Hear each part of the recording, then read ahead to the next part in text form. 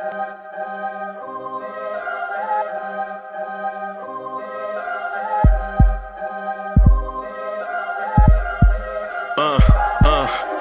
rank where the view is nothing less than phenomenal. For how I express and project from my abdominal. The only view better, both my daddy and my mama know. No living parents, my sons give me balance. My wife is my serenity, this mic is my identity. The world is foul enough, that's why I write without obscenities. Provoking danger with broken language and spoken anguish. Begging to get hurt, why would you ask to go through changes? Yes, Lord, life's a chessboard, master the angles.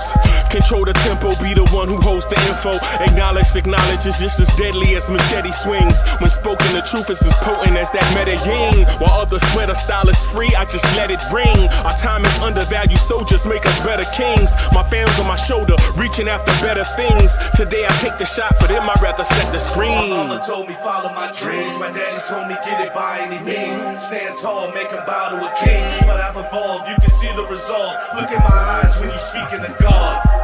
Life and for those who we caught up in using what I was taught with the muse. I guess they call it proving I'm more than an artist. Penciling out my darkest while stenciling out a harvest. And storing what gets me from A to B just like garages. Instrumental with collages. Envision what I've been drawing. Broadway to give you rhythm like the great Lena Horne.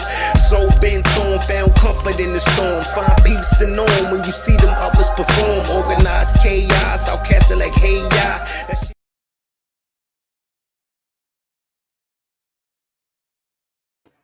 Yo, party people in a place to be, what's good? It's your man's Uncle Freezy. What's good, party people in a place to be? What's good, what's good, what's good? I see y'all. What's good? Welcome to the Knicks Morning Drive. Welcome to the Knicks Morning Drive. Hello. What's good? Let's get it. Let's get it. Let's get it. Let's get it. Let's get it. I'm running a little late, man. Some tech stuff. But you know what, though? Ain't no stopping us now. Little tech stuff going on, man. But we here. We ain't gonna be stopped. You know what I mean? What's the P. Diddy song? You can't stop us. You know, we something. Yeah, y'all know what I'm getting at. Y'all feel me. Y'all feel me. What's good? What's good, party people? Party people in the place to be. What's good? What's good? What is good? I'm working on something. As usual, I'm always working on stuff. Right? Always working on stuff. Let me see. Let me finish this up. This is a thumbnail I was working on while the PC was taking its while I was having some issues. How y'all this morning?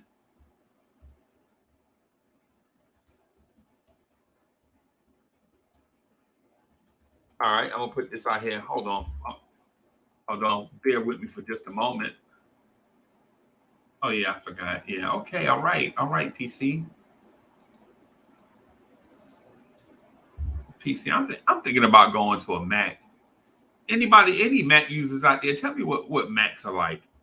What's that Mac life like? Can somebody tell me what that Mac life is like? I'm thinking about. I'm seriously considering going to a Mac, y'all. I'm just trying to figure out some stuff. You know what I mean? There's a lot of things I want to do with y'all and for y'all, and sometimes I feel like I'm being slowed down by stuff. Right? But good morning. I'm gonna finish this up real quick, and then I'm gonna get into this thing that I've been wanting to talk about.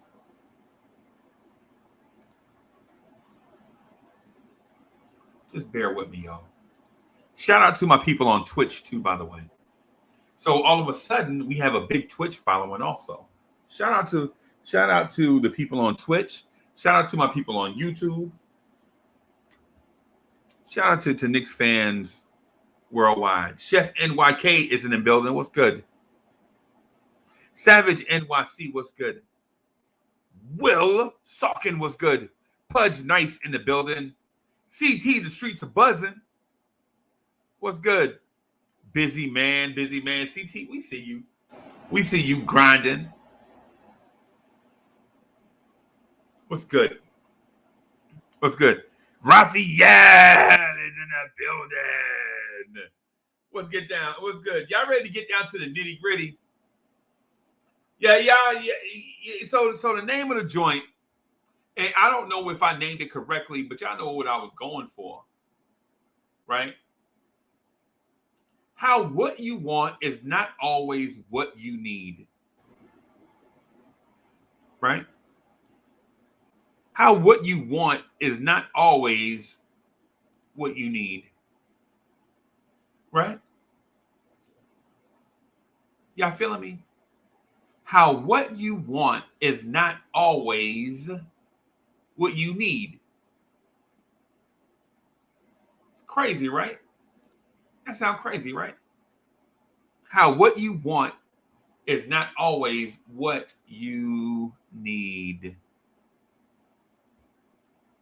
Right? If you came in, y'all smash a like button if you see one. Smash a like button, man. Smash a like button for your boys. Okay? Smash the like button. Subscribe to the channel.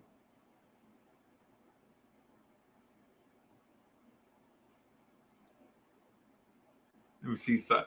Hey, CT says, y'all got Coach Nick? Yeah, we working on. Yeah, we got him. Now we're working on.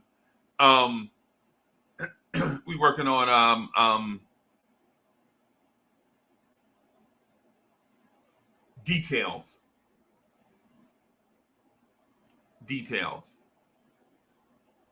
Right? We trying to do it big. We trying to do it big, man. I've been reaching out to this kid. Hoops Reference. Is it Hoops Reference? The kid that do the pre-draft videos. I've been reaching out to him, man. That's who I really want. Anybody in Nick's universe? I mean, anybody in Nick's universe, right? And that's the cat that I want. Right? And I know it's a lot of people out there. Hey, shout out to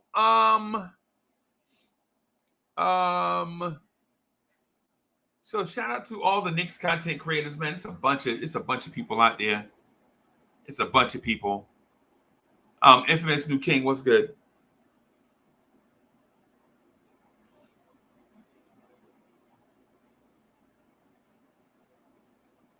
What is good? What's good? So let me put the title. I want to run because this topic is an important one to me, and so this title isn't not that it's just the title, but the topic is an important one to me. And how what you want is not always what you need.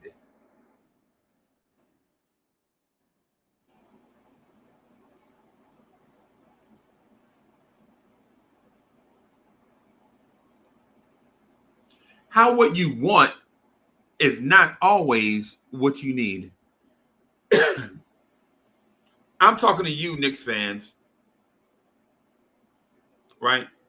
How what you want is not always what you need. And if you see the thumbnail,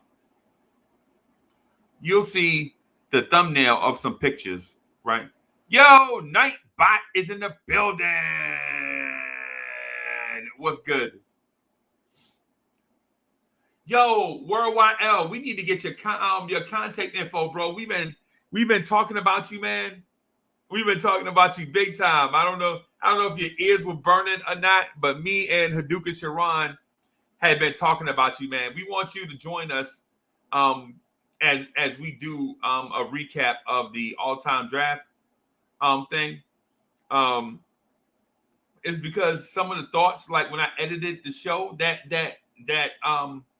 as I edited that episode, I was listening to what you were saying, and I was like, "Oh my God, yeah, we got to have him back on here, man, so he can chop it up with us, so he can chop it up with us, man, and so that we can do the recap. We're gonna do the recap of that Saturday night."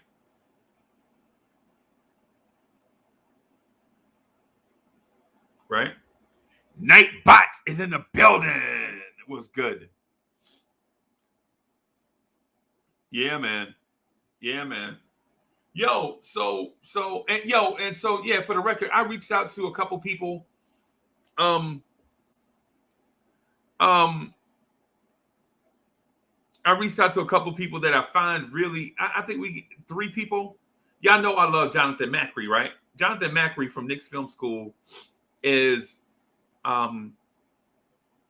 Knicks Film School in a way is what I feel like what I kinda want Blorange Spears. Where my coffee at, bro? Where my Knicks Film School is kinda a little bit what I would like Blorange Tears to kind of evolve into. With the help of a bunch of people, like we have a bunch of content creators, like just piddle paddling around on the side, and I don't want them to do that. I want them to piddle paddle around with me and help me build Blorange Tears into something bigger, right? I don't care just about doing live streams, man. I want this thing to be kind of big, like big, and Knicks Film School has done some things that I really like. And I don't like stealing people ideas or taking inspiration from others like that. But they did it. And I was like, oh, you know what? That's what I was thinking anyway. Right? That's what I was kind of thinking. You know, they got the articles that come out. Like I'm looking for. And I think Nothing But Knicks does that also. I think Sim Russell at Nothing But Knicks does that also. So I'm kind of looking to kind of be something like, not be like them, but have this evolve into something greater. Right? Right? Something, just something like just doing a live stream and getting a bunch of clicks is not the thing for me. I'd like to be informative but entertaining. And I think some of those, they are informative. They put information first. And I want to put entertainment first and information second. Like if that makes sense in people's minds, right? Like I would rather be less Phil Donahue and more, dare I say, Jerry Springer-ish. Except with information. Like I like the excitement aspect of having guests on and having family on. Yo, and Knicks Fan TV. Hey, shout out to Knicks Fan TV, by the way.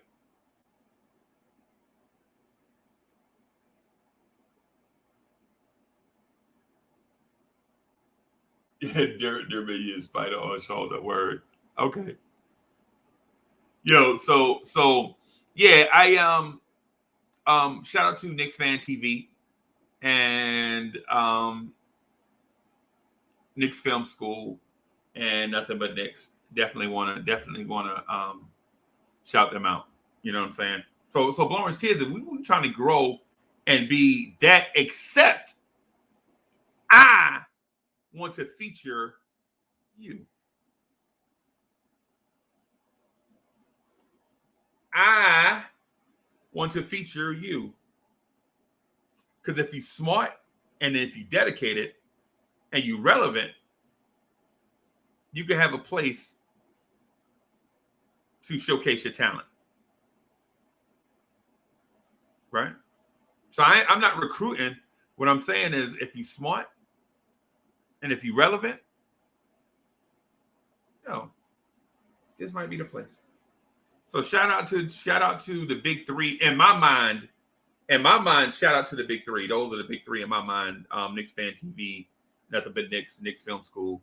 And there are others out there. Terry and Trey, who I love. Terry and Trey, where are y'all, man? Terry and Trey, what's happening? Yo, I'm legit ready to put out an APB for Terry and Trey. Right? Hey, okay, I see you. I see you. Hello.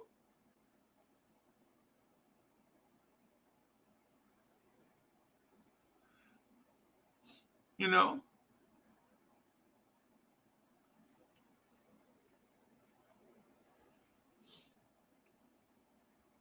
So, shout out to Terry and Trey, right?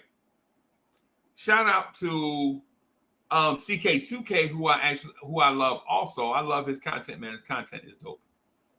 And these are YouTube content creators, by the way. The Entertainer, yeah, I forgot. I forgot about the Entertainer, but I hadn't forgot about the Entertainer. If y'all know what I mean. Yeah, the Entertainer is my dude. I can't forget about him.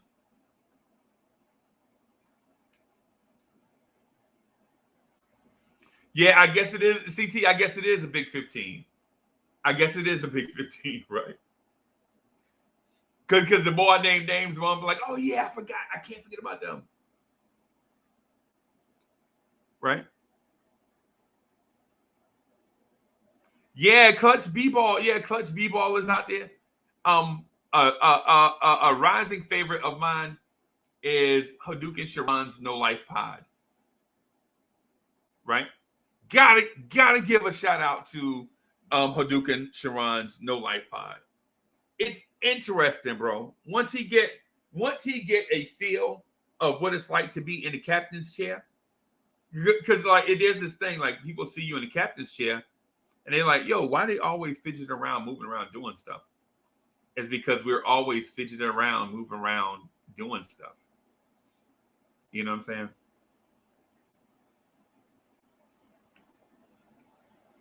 But the topic I wanted to touch on, though, the topic that I want to touch on is how what you want is not always what you need. How what you want is not always what you need. Knicks fans, right? Knicks fans, how what you want is not always what you need. Right? And the reason why I say that is because there was a spell, a stitch in time, where the Knicks wanted Kevin Durant.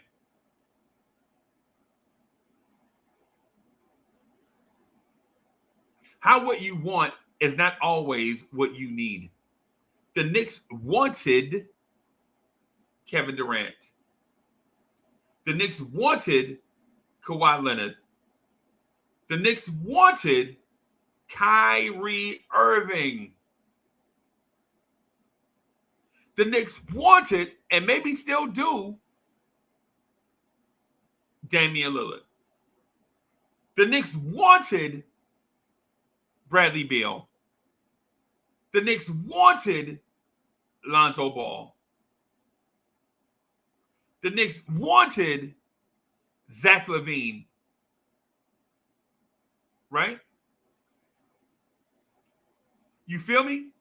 And when I say the Knicks, I mean the fan base, everybody, right? I don't mean just the franchise. I don't mean just the roster or the front office. I'm saying everybody. Because we are Knicks. We are Knicks. Though we don't put a jersey on or write the check, we are Knicks. Not Knicks fans, or not just Knicks content creators, because a team consists of more than a roster. Soul Fingers in the building. So if y'all follow me on this, I promise the destination that I plan to take you to will get here a little quicker than what you thought. Right? How what you want is not always what you need. See, here's the thing. Oh, let me shout out my man. Soul Finger. What's good? So here's the thing. Knicks fans want a lot of stuff. Right? Knicks fans want a lot of stuff.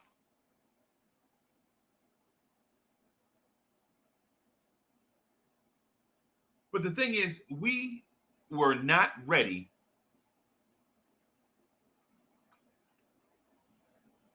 was this on think about it in 2019, was this grease fire of an organization ready for Kevin Durant and all the stuff that comes along with having maybe arguably the greatest player to ever play the game?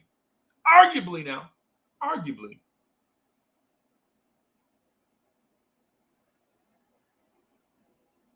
Right? Arguably the greatest player to ever play the game. If he's not one of the greatest, right? If he's not the greatest, he's one of the greatest. I don't want to get into the GOAT conversation right here, because the GOAT conversation, even though it's a pretty good conversation to have, it's not relevant for this setting. Because in this setting, we want to talk about how what you want is not always what you need. Timing is everything. Right? Timing is everything. Timing is everything. And I say that as we sat here. So what month is it? It's September. 7 months ago, we sat in the same space. Right? Yo, man, child, what's good? Evergreen G is in the building. G is chilling. G is chilling. Oh, you and Nick's podcast in the building. What's good? What's good?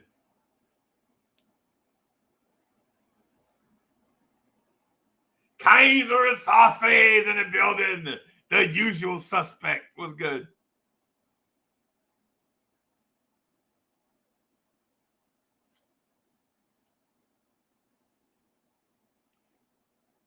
CWC is in the building. So listen. Check me out. 7 months ago, we sat in these same spaces and was like, yo, Leon Rose better trade for Lonzo Ball. Remember that? Leon, do whatever it takes. Trade the Dallas picks for Lonzo Ball. And some of us was like, nah, we don't have to trade for him. We can wait. He going to sign here during the summer. D. Ross, what's good? 19 comment NYC 84 is in the building. What's good? The conversation we were having at the trade deadline was, Leon Rose better trade for Lonzo Ball. Trade the Dallas picks. We ain't gonna use them anyway. If we don't use them now, we're gonna use them on Dame on draft night. That was the conversation, right? And then on the other side of that, the other side of that was, nah, we ain't worried about trading for them. We're gonna get them during the summer. Ghetto intellect. Remember hearing that ghetto intellect? We're gonna get Lonzo Ball during the summertime. The Ball brothers want to get together and play in New York.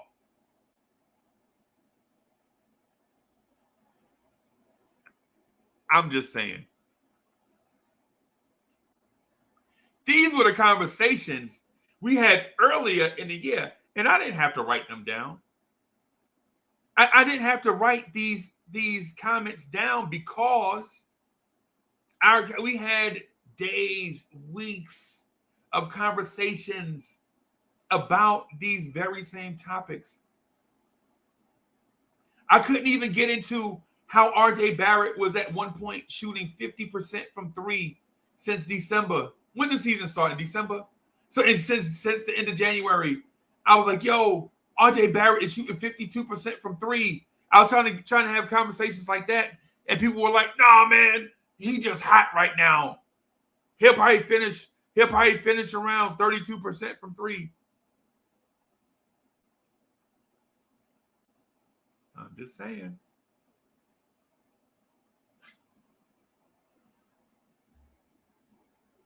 How what you want is not always what you need. Hey, CWC, this may be true. I wanted Ben Simmons, but you know what though? I would still take Ben Simmons right now, but I'm not trading kit and caboodle for Ben Simmons.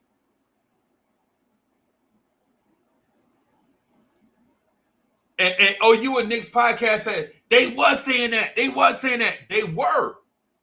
These were narratives, bro. These were narratives from Knicks fans, for Knicks fans, and by Knicks fans. Right? The dialogues were oh, you got to trade. And listen, this is the kicker. January. You got to trade RJ Barrett for Bradley Beal right now, or if not, we might not make the playoffs. And then you stuck. You're not a lottery team. I mean, you're not a high lottery team, and you're not a playoff team. How'd that work out?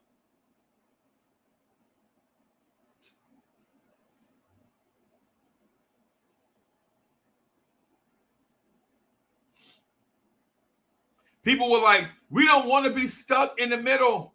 This is going to my point, how what you want is not always what you need. I mentioned players, but now I'm referencing direction.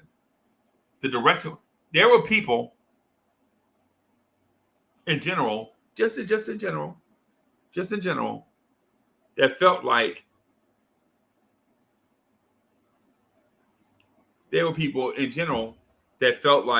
we should have tanked this season. CP the artist, ghetto intellect.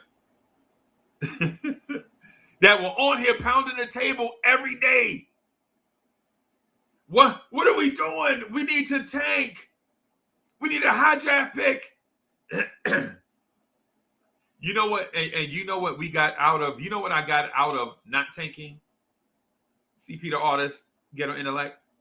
We did not tank, and I actually got to meet CP the artist in person at a playoff game. 2 playoff games, really. One we watched in the bar. The other one we were at the game. I was at. Did he go to the game? No, he didn't go to the game.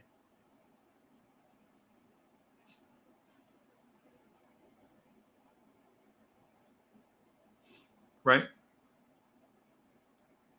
So I'm pointing out how what you want is not always what you need.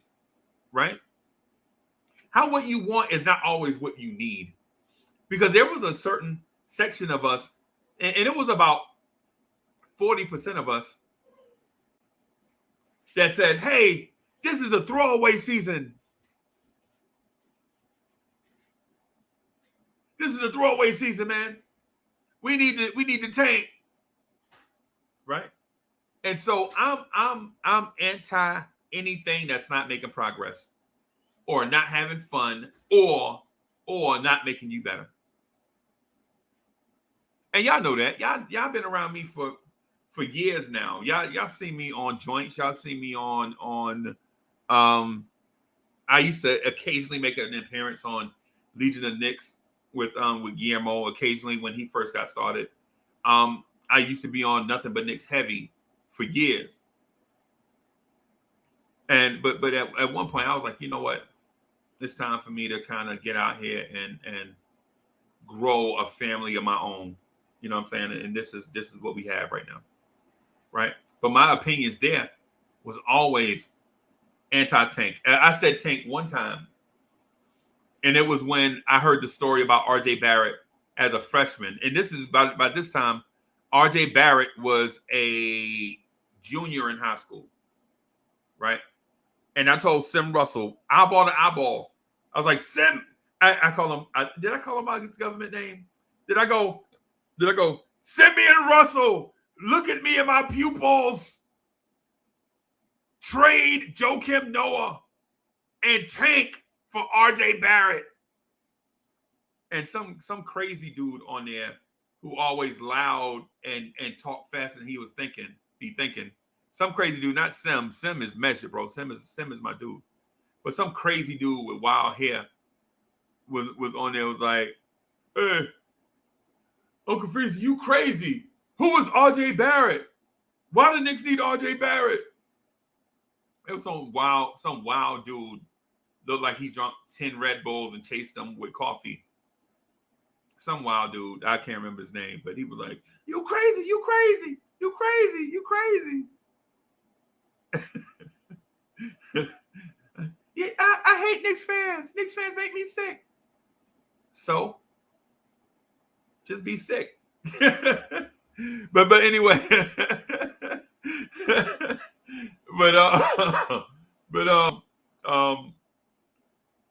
But yeah, man. So the thing is what Knicks fans want is not always what we need, right? Like for instance, the tanking thing is what we wanted. It's not what we needed. It's not what we needed. We needed to put one foot in front of the other. We needed to put one foot in front of the other and keep maintaining. That's what we needed to do. You know what I'm saying? And now here we are. We solid. We solid, right? We solid. Right? That's all we needed to be. Going into this season right now, we're in the best place that we've been in, and I would dare say decades. We're in the best place that we've been in decades, right? And not because we have the best roster, but we have this thing called stability. Y'all feel me? All right, Evergreen, you asked for it. I had another thing to get to, but Evergreen G asked for it. He said, yo, open it up, man. Open it up, man. I got something to say. Okay. Yeah, man. Hey, so Evergreen G, my guy, I put the link in the chat. And you better be bringing that beat with you too, because we were waiting to do the Splinters in Your Behind joint, and we waiting on the beat, and we ain't never got the beat.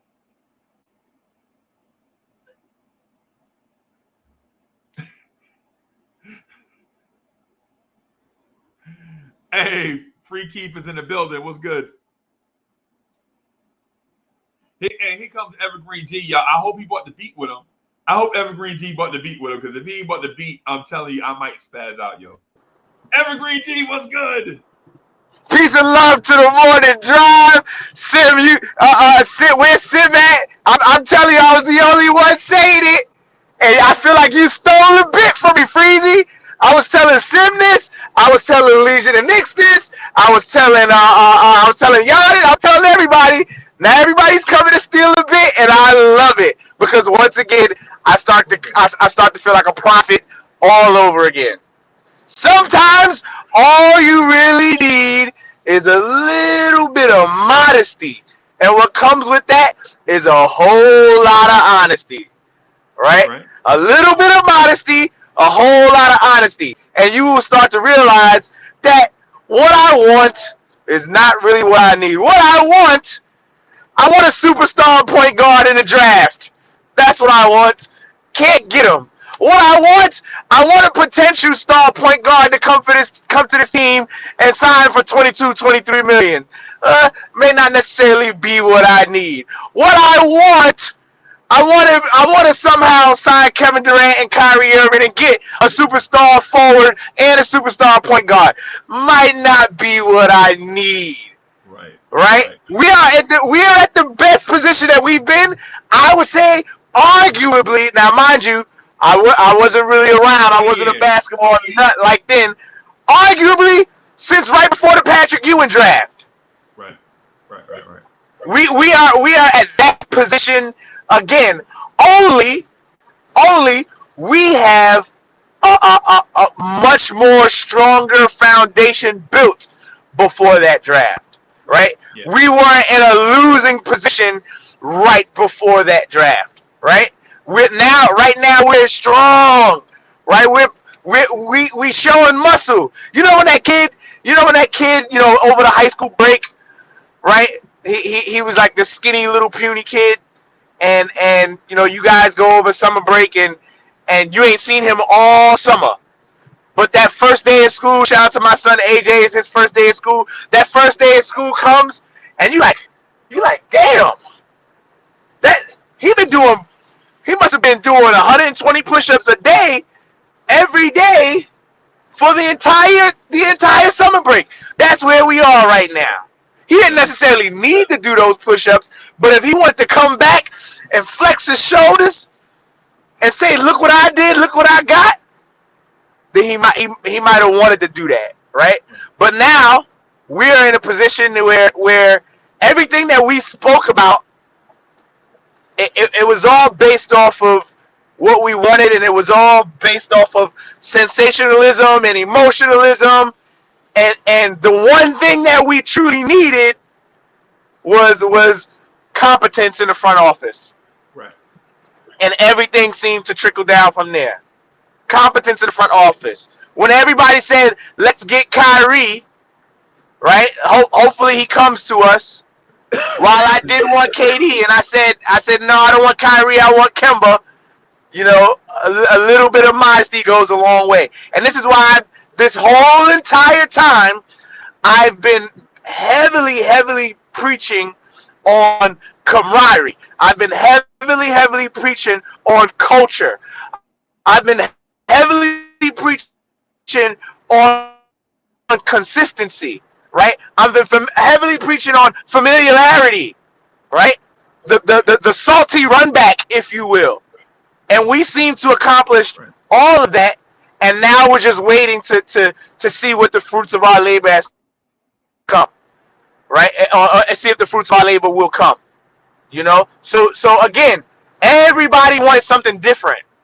Everybody, every single panelist, every single journalist, they all had their own biased opinions about what they wanted, so much so that the rumor mill got to turning and turning and turning. If not this year, last year, more than ever, we saw all kinds of crazy stuff coming down. Yo, you breaking up, bro?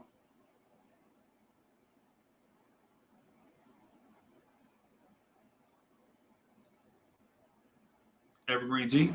Include. I don't know if y'all can hear me. Yeah, you from. There we go. I'm here. I apologize. Right. I said, even me, I wanted Andre Drummond, right? But what we got in return might seem to be just a healthy Mitchell Robinson, right? Right. It might seem to be that. What we got in return is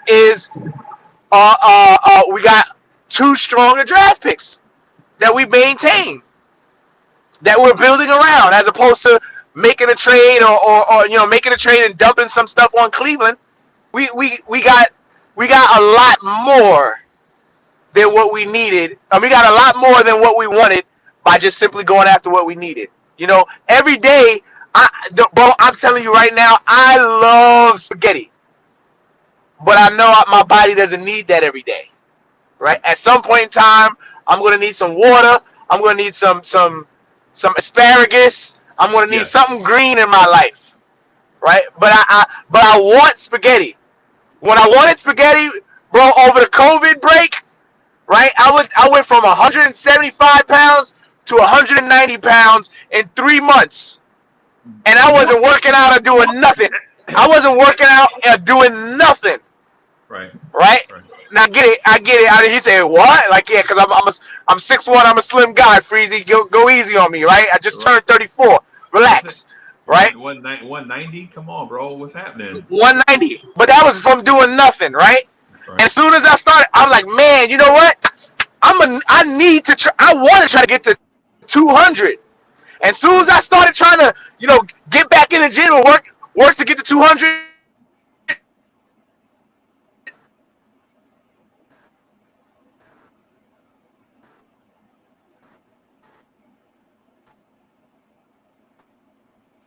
Evergreen G's connection is bad right now, party people. So just be patient with us. You know what I'm saying? As we rock and roll. Evergreen, can you hear us? As soon as I drop that, I hear you, King. I hear you. I hear you. Hey, Evergreen, give me a split second, right? Give me a split second. I'm just gonna move you off and All right. for a second, okay? Hey, everybody, we have a special guest for you. Our homeboy from Knicks Film School is in the building. Ladies and gentlemen, get your energy all the way up and put your love, show some love in the chat for our guy, Jonathan Macri. Hey, yo, Macri, what's good? I'm anything but a special guest. I'm the least special guest you could possibly have, my man. Nah, bro, you the homie. You know that. You know you have the keys to the place and are welcome at any time. But listen, you've been busy, huh? I appreciate that. I have. You probably in the background.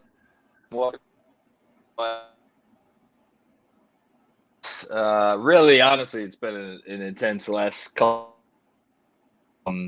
Putting this all together, but yeah, Knicks Film School has obviously become pretty important part of my life. So for anybody who doesn't know, I moved to Brooklyn for different reasons. It just made it more feasible to do everything that I need to do to keep this operation running hopefully smoothly. So yeah, it's been intense, but it's been worth it, and it's been a lot of fun. Yo, so I've been watching the Knicks Film School pod, right? And you guys break down so much stuff. It makes being a Knicks fan become more like the more you learn, the more you realize you have to learn type situation. You know what I mean? Whether it's oh, I'm sorry. No, it's a lot, but I just you make me think like in years past, it's different because we're just worried about like the basics, but then once you get to the point where you actually really need to worry about the intricacies of the cap and this and that to try to take advantage of every little thing that you can take advantage of. Like this stuff really starts to matter more when you're a decent team, which we haven't had to worry about a lot, in years past, but we do now, so which is nice. Right.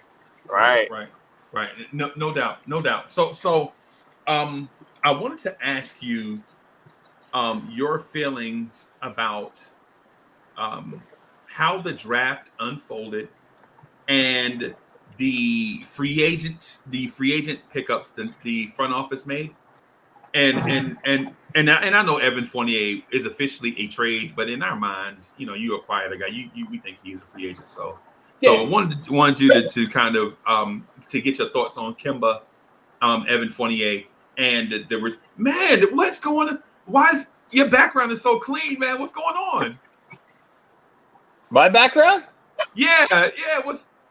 It's just this is my my poster that's usually in the back that used to be on the back of the door in my old recording studio. Now this is actually another doorway to leave my new apartment, so I just threw it up on there.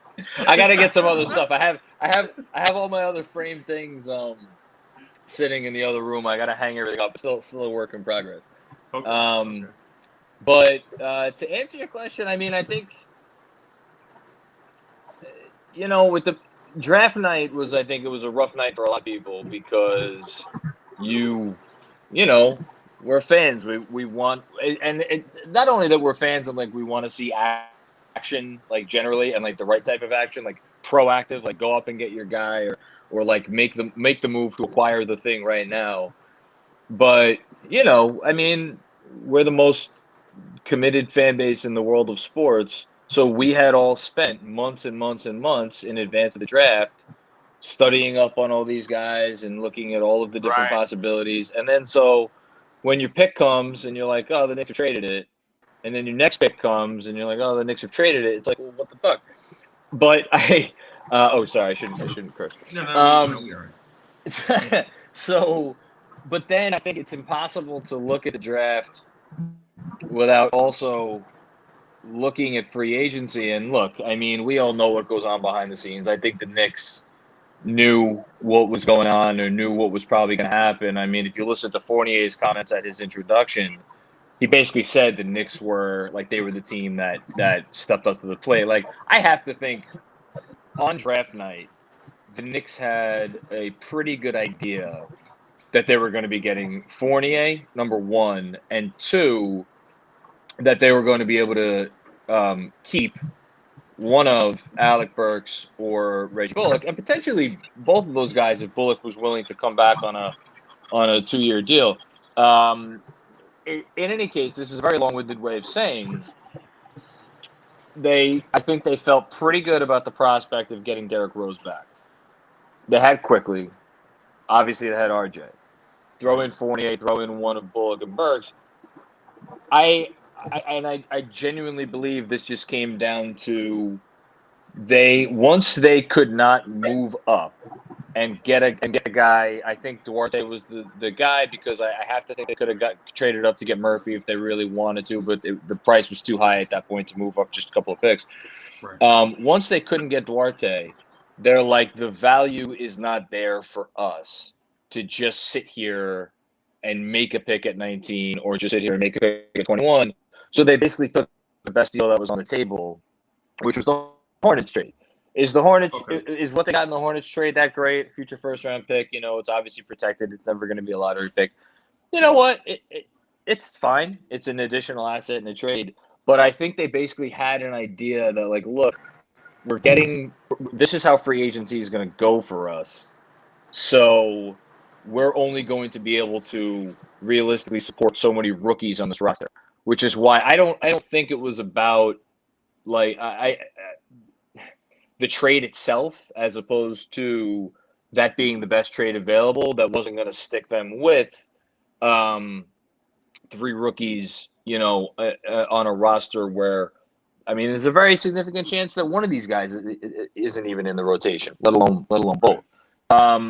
I don't know. That makes it seem a little convoluted, but in my mind, it makes sense, especially when you look at the Rokas, the Jacobatis selection, the draft and stats, because it's just more evidence that, like, look, we never thought we'd be able to roster 3 rookies. And again, they didn't. Right. Okay. I got a question for you, brother. I got one quick question. So go for it. So all right. So, obviously this is everybody knows this is Evergreen G, by the way. Evergreen G, you gotta tell them who you are. What's going on, my man? Hey man. Hey, I love your content. I'm on Knicks Film School. I watch. I listen to the podcast. It's all one big family. I love what you're doing. My question to you is in regards to Kemba, right? So, everybody knows I'm from Soundview. I'm a big Kemba fan. Like, I played against him.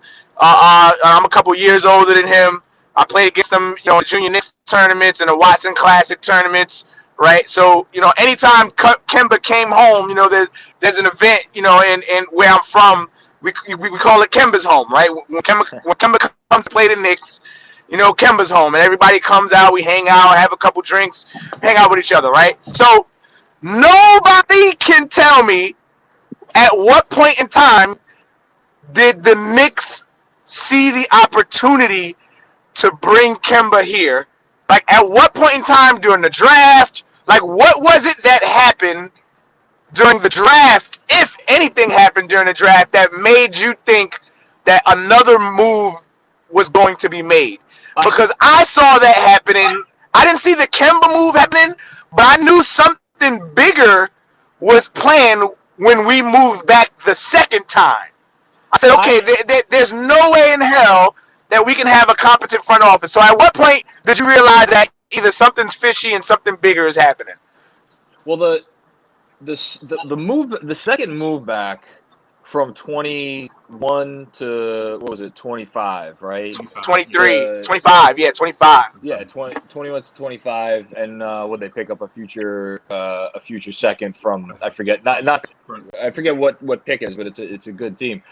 That, I just think at that point, again, they didn't see. I think they had a certain number of. So, put Kemba aside for a second. I'll get back to Kemba in a minute. I think they had certain players that they felt there were in a certain tier above, and obviously Duarte was in that tier. I think Murphy was in that tier, and I think Murphy was probably the last guy in that tier. To the point that once Murphy went off the board, they were like, let's just extract as much value as we can from our spots. That don't leave us with 3 picks in this draft, and B, just pick up some additional assets. And I think Grimes, I wouldn't be surprised if in their mind, Grimes and McBride were like right next to each other. So then you look at it, be like, okay, well, but Grimes was the 25th pick, McBride was the 36th pick. I think by moving down, they were comfortable getting one of any number of guys. And who knows, maybe if Grimes went off the board at 23 or 24, McBride would have been the pick at 25. I don't think that would have shocked anyone, where people had him drafted. When you look at what they did in the second round, when they traded from 32 to 30, traded 32 and got 34 and 36, I wrote about this a few weeks ago, or maybe it was last week. I don't know. I lose track. I think that was at that point they were when Oklahoma City called them up and was like, "Look, we'll do this trade." And they were like, again, we have enough players on our board that we feel comfortable taking right now, where even if one of them goes, we'll still be okay, which is why I think Jacobitis was the pick before McBride. I think if they had kept 32, might sound crazy because they picked him after. I think McBride would have been a pick at 32. But once they were able to make that trade, I think they looked at it as like, okay, we'll get Jacobitis with 34. Good draft stash prospect, mocked in the first round by a lot of people. He'll be a nice little throw-in to some trade down the line. Or who knows, maybe he comes over and plays for the Knicks. I have no idea. And we'll still be able to get a guy that we like at 36. Was it 100% that they were going to get McBride at 36? No. But might it have been the kid from Illinois, Domasu? I forget. I don't know how to pronounce his name. The combo guard. Maybe it would have been him. They had him in for a workout about a week before the draft. Ayo, yeah. From Illinois, yeah. Maybe it would have been someone else. I just think, again, to go back to the main theme, once they could not trade up for Duarte specifically, and then if you want to throw Murphy in there too, and who knows, maybe someone else that we don't know of.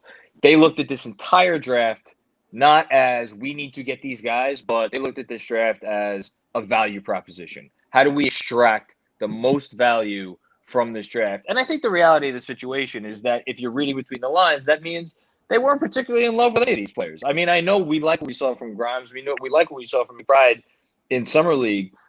I hope, and beyond rooting for those guys, I love Deuce McBride. I just had one of his college coaches on recorded something with him yesterday that's going out tomorrow. Love the kid. I think he's going to be a great NBA player. I think Grimes is going to be good. But if you're asking me how I think they looked at it, that's how I think they looked at it. And then what this has to do with Kemba, I don't think they had any idea that the Kemba thing was happening on draft night. Right. I do think, though, because I think we said this, that Jeremy had heard something the day before, and then I had heard from somebody else, I think after the fact, that the Kemba thing got on their radar even maybe 3-4 days before it actually happened. I which is interesting because, they made the contract offer to Kendrick Nunn, turned them down, went to the Lakers.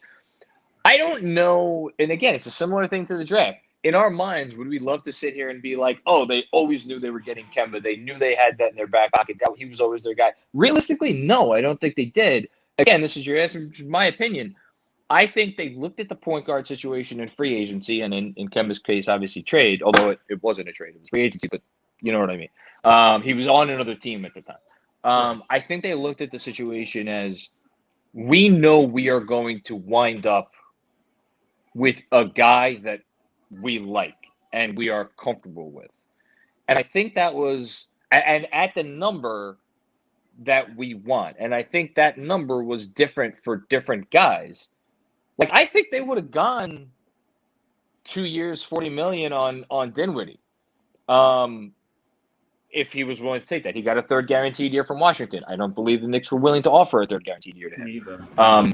What would that have meant for the rest of their offseason? I have no idea who, like, in terms of who wouldn't be back or whatever. But I think they felt comfortable where they were at, and I think as proof of that, you could look at the contract that Dennis Schroeder ended up signing in Boston. Can we sit here today and say if the Kemba buyout didn't happen in Oklahoma City, that the Knicks would have necessarily got Schroeder for 1 year and whatever he signed for $6 million? Maybe not, but Right. I think they would have been able to get Schroeder at a number that they were comfortable with. Yes. So, again, this is a long-winded way of saying I think they had a good read on the situation as a whole as it tied together the draft and free agency. And I think they looked at that situation holistically and said, okay, there is no franchise-changing player that we are going to get this offseason. The one priority is we need to upgrade the wing to get more shot creation at the wing and better, more functional gravitational shooting on the wing. And I think that's where Fournier came in. And then everything else, I think they just looked at it as like, look, here's what we got. Here are our resources. Here are what we're going to try to accomplish. Let's try to extract the most value out of the situation that we possibly can. And I think that's why I've been a very big fan of the offseason, because to me, whether you love the players, like the players, hate the players, love the moves, hate the moves, it's all a sign of a front office that knew what they were dealing with. Okay. They had intel. They knew what the options were on the table, and they said, we're going to try to maximize the value from the situation, which if you're not going to get a superstar, what is your job in the NBA running a team other than to maximize value? That you win on the margins. Like they were never putting together a championship roster this year. They were never drafting a championship caliber player this year. Or you know what I mean when I say that. They were right. You know, a guy who's been all. Are you saying that in your opinion, they were I want to phrase it. So basically they were making value-based decisions in every situation. Not looking. If you're asking me my opinion, yes. Okay. That's my opinion. You know what? Every team, I think. Yeah, sure. Right. So let me do something real quick for Keith. Hey, Max. So I have your fanboy on the way in, and he has a new shirt on. So pardon awesome. if things get a little uncomfy. Cornerstone Kev is about to jump in, and he has a new shirt on. So I know this is about to get all fanboy-ish. Cornerstone Kev was good. Cornerstone was goody. What is happening? What's going on? How's everybody doing? How's everybody doing? Doing good. But John, wait, Yeah. Keith, what was your question? I feel like that is a kind of like where I generally agree with your opinions about their decision making. I feel like Hey, how you doing? what we witnessed was the product of like a very thorough plan A, plan B, plan C scenario that were already planned. And I don't think that these were so much like in the moment, like having to recalibrate kind of things. I don't know that. I mean, I would imagine they certainly had. I mean, just being that they had to be the product of scouting, like, and just taking the first off season into account. I feel like this one went generally the same. Going, yeah, but you know exactly the target you're looking for. Sure. If it's looking like if it's looking like you'll be able to get them before yours, you trade them out for value and get them but they're obviously looking for specific people, and I actually appreciate that. Look, I think they. Here's the thing that I don't know. This is complete and utter speculation by me. Did they have an order of players that they liked, of course, from the draft and in free agency? Yeah, 100%. But I don't know, like last offseason, I personally feel pretty confident that they circled that they circled Van Vliet. I always mispronounce his name. Van Vliet on their board. They wanted Van Vliet, and Van Vliet didn't want them. And they had a couple other guys after that they liked, and this is reported, during the year by Yaron Weissman that they wanted Hayward at their number. They wanted, I know they were interested in Beasley. I think this offseason, I don't know, other than Fournier, who they got, I don't know who the player was that they were like, okay, this is definitively like our plan A, our plan B. Because I don't get, I mean, maybe you guys feel differently. I don't get the sense that they were ever really in on Lowry. I think that there was the fact that we knew nothing, that there was nothing even in the wind about the Kemba Rose. About the Kemba signing, or even that OKC was releasing them. This is information that did not even reach the public until everything happened. It looked like it was done.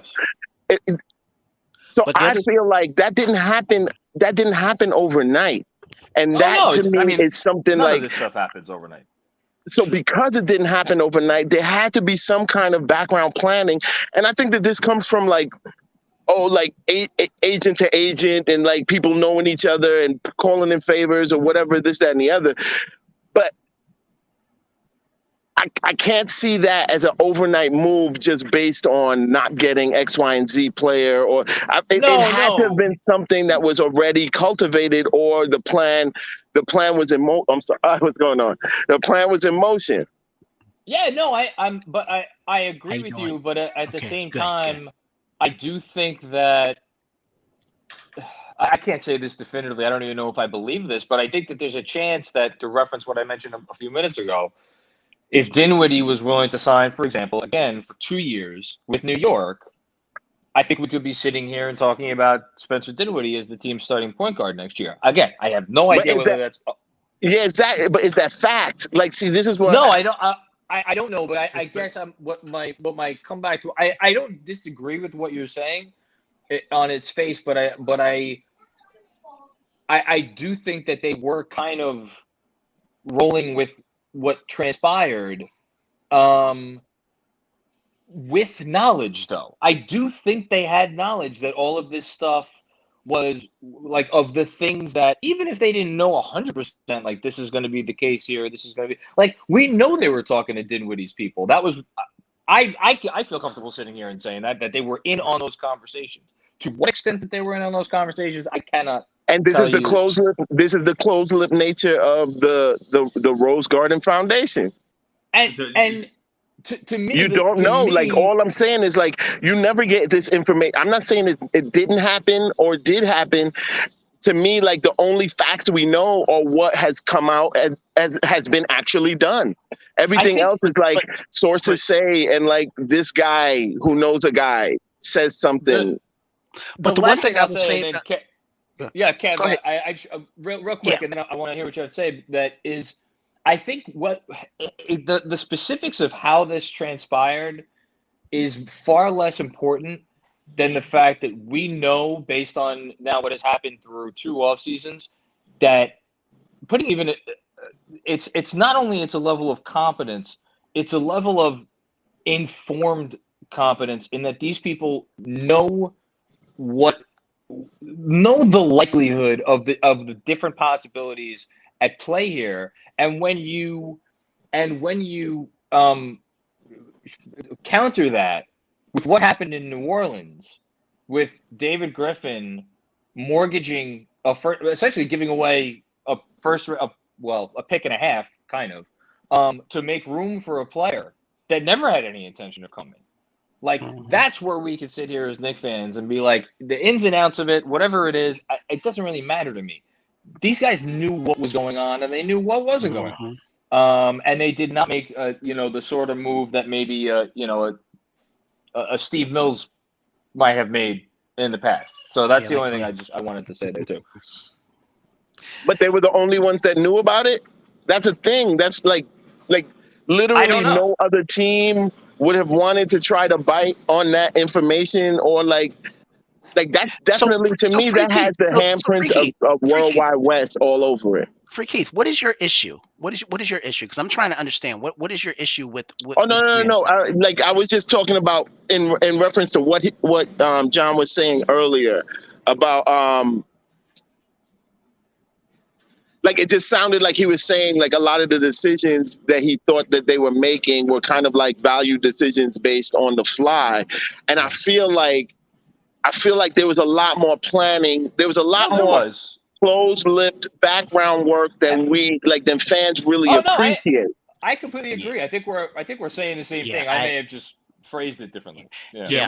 I truly believe that Rose, Worldwide West, Perry, the capologist. I keep Brock out. Is that Brock Aller, right? Yeah, him, and even Tibbs to an extent. I believe that they're and the whole scouting department. Right. Yeah. I believe that they're all on the same page of what they're trying to do. And the one thing that I like about them is that they're keeping their business at bay. They don't talk. They don't talk nothing. Well, Kev. So as a Knicks fan that invests heavily in the Knicks, whether I go to a game or buy stuff, I don't want a front office that's going to be so tight-lipped that I have to speculate about everything. But then we also had a front office that that had a town hall that was telling us everything and did nothing. Remember the town hall? Remember the town hall that they had? But the level of expertise is different.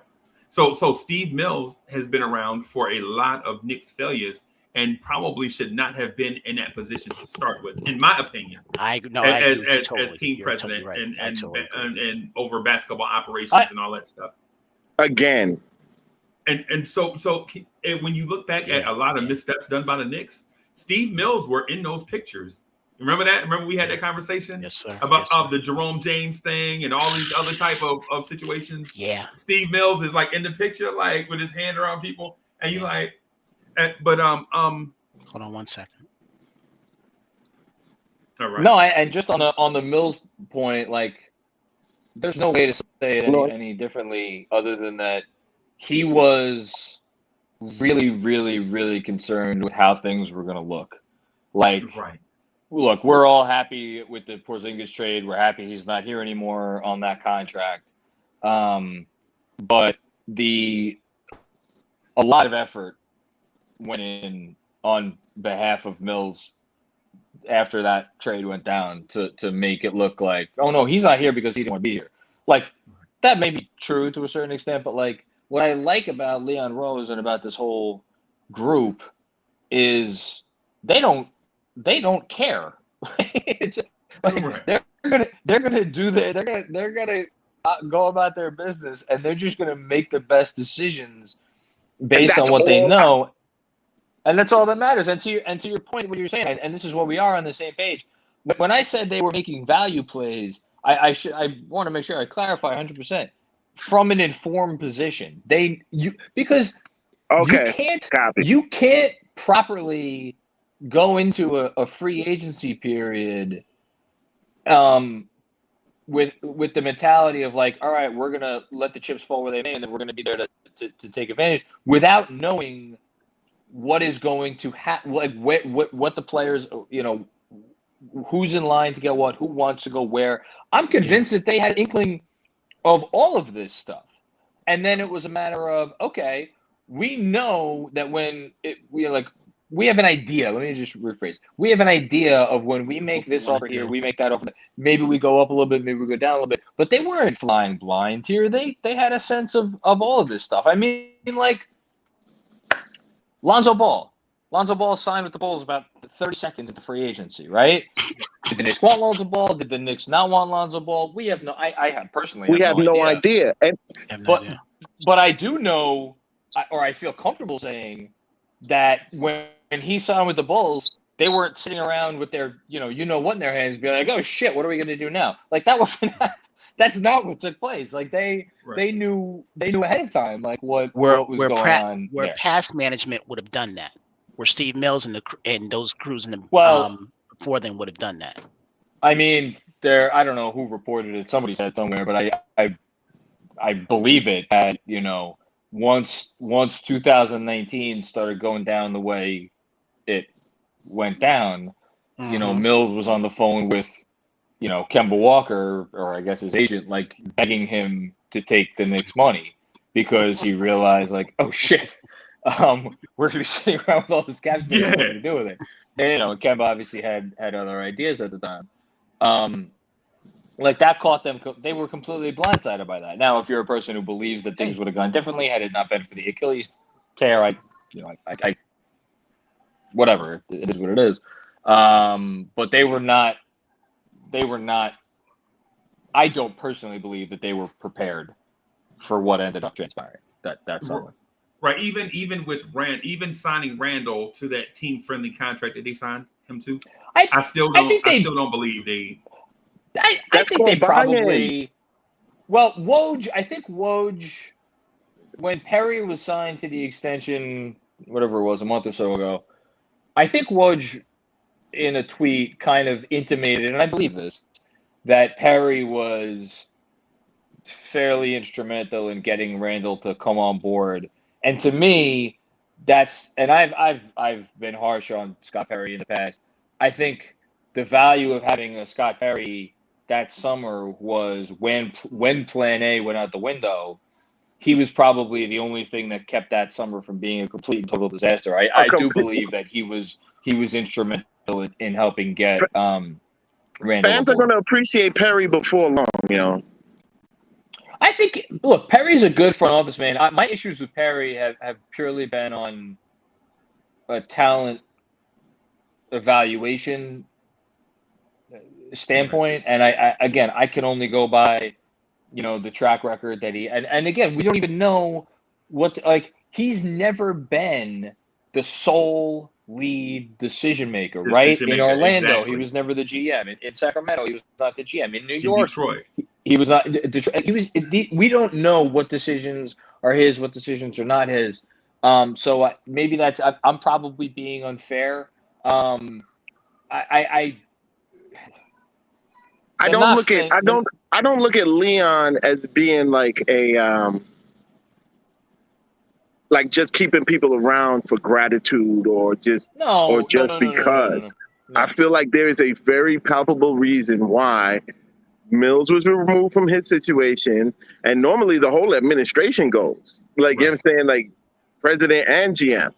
Right. Well, how did he get removed and Perry stays, and not only does he stay, he gets an extension from the next administration. Hey, and for Keith, not only does Perry stay, but Perry's people stay also. And Perry's people, exactly. There wasn't a big clearing of house. Like, they literally just got rid of Mills and Gaines. Right. And so the point that I was getting at is the Knicks have a very talented front office, and teams are looking to poach Knicks front office personnel to bring into their front office. Yep. And so I've been reading, right? And so I don't know how true all the sources are, but for the first time in a very long time, I can read a paper or read sources that say the Knicks have valuable people in their front office, and other teams are so impressed by this that they are looking to poach people out of the Knicks front office. And usually it's the other way around, where the Knicks don't have a good front office, and they are looking to poach others from other organizations. You know what? To your point, Fritz, Go ahead. I'm sorry. And so I don't know how necessarily true. I don't have inside sources to verify this, but I've seen it in multiple places. So it puts me in the mindset to think that Scott Perry is good at what he's there for, and the organization itself is in pretty good hands. I mean, I could speak to. I think I've written this in a newsletter in the past, but I'll say it now. A source that I trust very much. I'll just say that, and someone who, had maybe reason to not say nice things about Scott Perry. He is excellent. He's excellent with systems. He's extraordinarily organized. That's right. He is and he set he basically, they were when he was as the GM, like he runs a tight ship. Like you're going to get a certain modicum of organization and professionalism where Perry is concerned. And I think when it comes to things like preparing for the draft, when it comes to things obviously like preparing for free agency, can I sit here and say that like Leon Rose values Sky Perry's opinions on players any more or less than whoever, Wes, or I don't know, Alan Houston or Walt Perrin or Tom Thibodeau? I have no idea. Again, I would be guessing, but I do think to the point that you were just making, he has assembled the front office where everybody kind of has a role. And the beauty of Leon Rose, and this is what I always go back to with him, and I think this comes from his days at CAA, he is a brilliant manager of people, and a brilliant manager of people with potentially different opinions, because disagreement in any organization is healthy. And when everybody just sits around agreeing all the time, it gets into groupthink, and that's how you don't grow. It's healthy to have different mindsets and completely different approaches, actually, I would even say, to running any organization.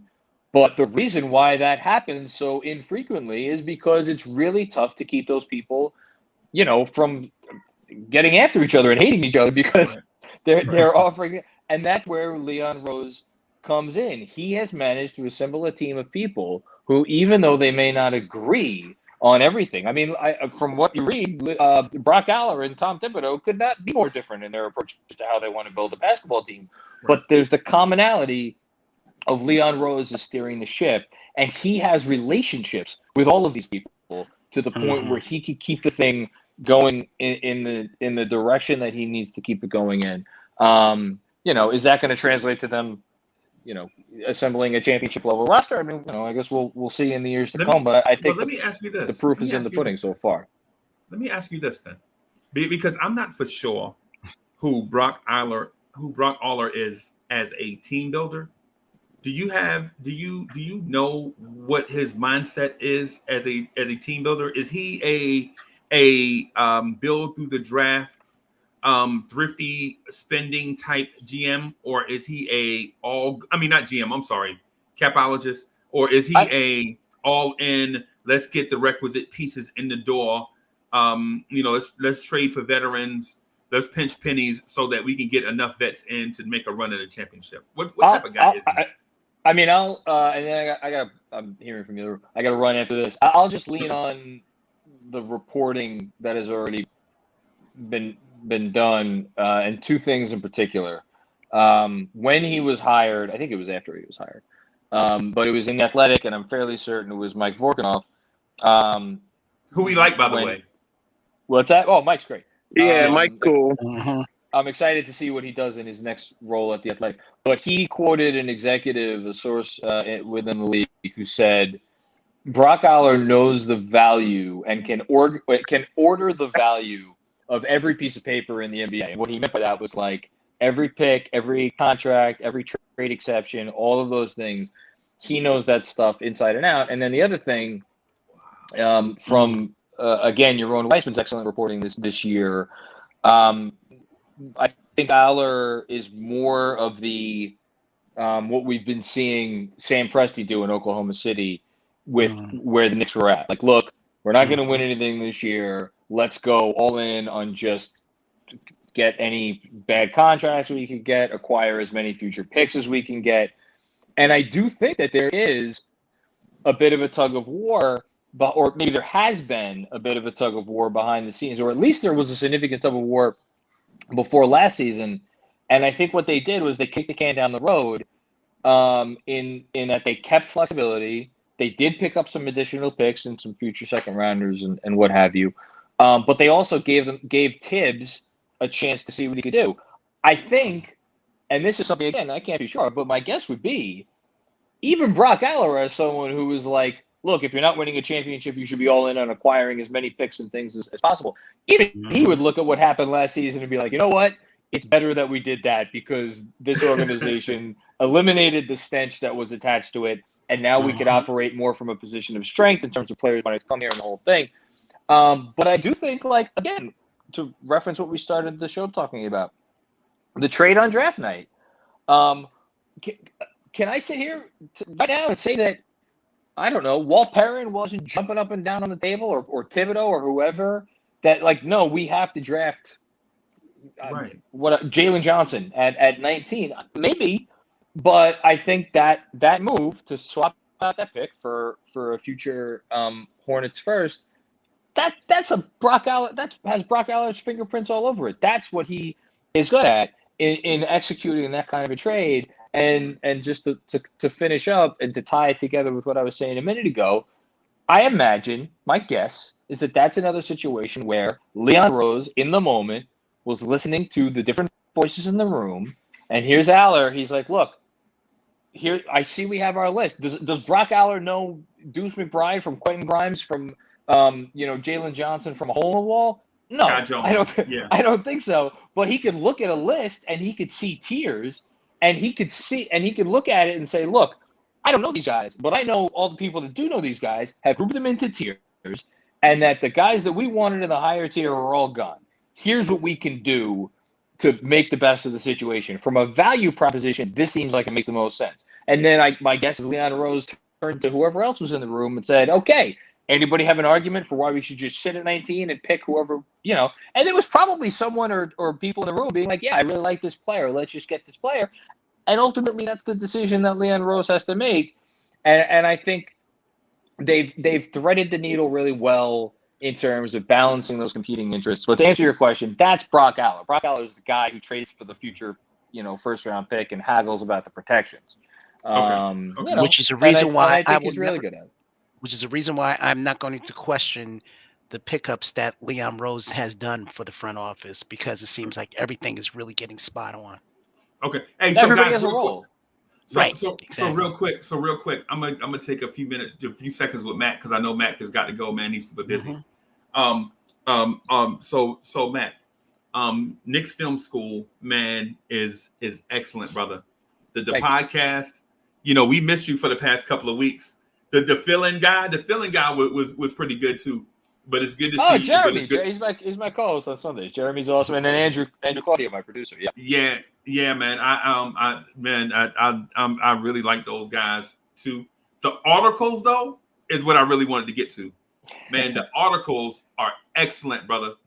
Listen to me, hear me. Listen to me, bro. I'm telling you, these articles are fire. Not only the subject matter, but the layout. You walk us through this thing, like you take us on a trip. Like when you get to the bottom of the newsletter, you're like, oh man, come on, bro. You know what I'm saying? Yeah. We wrap it up right here. So I want to just continue to tell you, man, face to face, man. Keep up the good work. You set the bar high, and so we have an expectation for you to keep the bar high or higher. Thank you. Right. Thank you. And secondly, congratulations on the new move. I had to throw the joke out there with you moving to Brooklyn. You know what I'm saying? I'm like a mile away from, not even a mile away. What am I talking about? I'm probably like 3/4 of a mile away from Barclays right now. It's crazy to be so close. But thank you for the kind words. I've said it before and I'll say it again. I enjoy doing the podcast. I enjoy, all the other content that we put out, but the newsletters, there is, other than when I'm, with my family, obviously, there is no happier moment or moments of my day than when I sit down and I write that thing, because it is truly a labor of love. I try to put in a lot of, I still screw up, which annoys me to no end. Like this morning, I accidentally referenced Tim Hardaway Sr. as Tim Hardaway Jr., just force of habit. But I love the stuff that I get to write about, and to your point about the layout, that's the only thing that stinks about the off season during this downtime is like I don't get to put all the different sections in, because there's really nothing. It's just like my article every day, and that's basically it. There's no news to report. But yeah, no, I love doing it, and thank you for the kind words, and everybody out there, watching or listening. I want to say that you do a great job with this. I think it's awesome that this is, again, you do it every day. It's just, this is the best fan base in sports, and you're as good a example of that as anybody out there doing it. So congratulations on your growth as well. And as always, I will sign off by saying I'm sure I'll see you before too long. Oh, definitely. I'll throw some bad jokes your way on Twitter. But, Please do. All right, y'all. Ladies and gentlemen, show your love for Jonathan Macri of Knicks Film School. Of course, he has a key to the, he has a key to the spot. He's one of the people that don't have to knock in order to come in, man.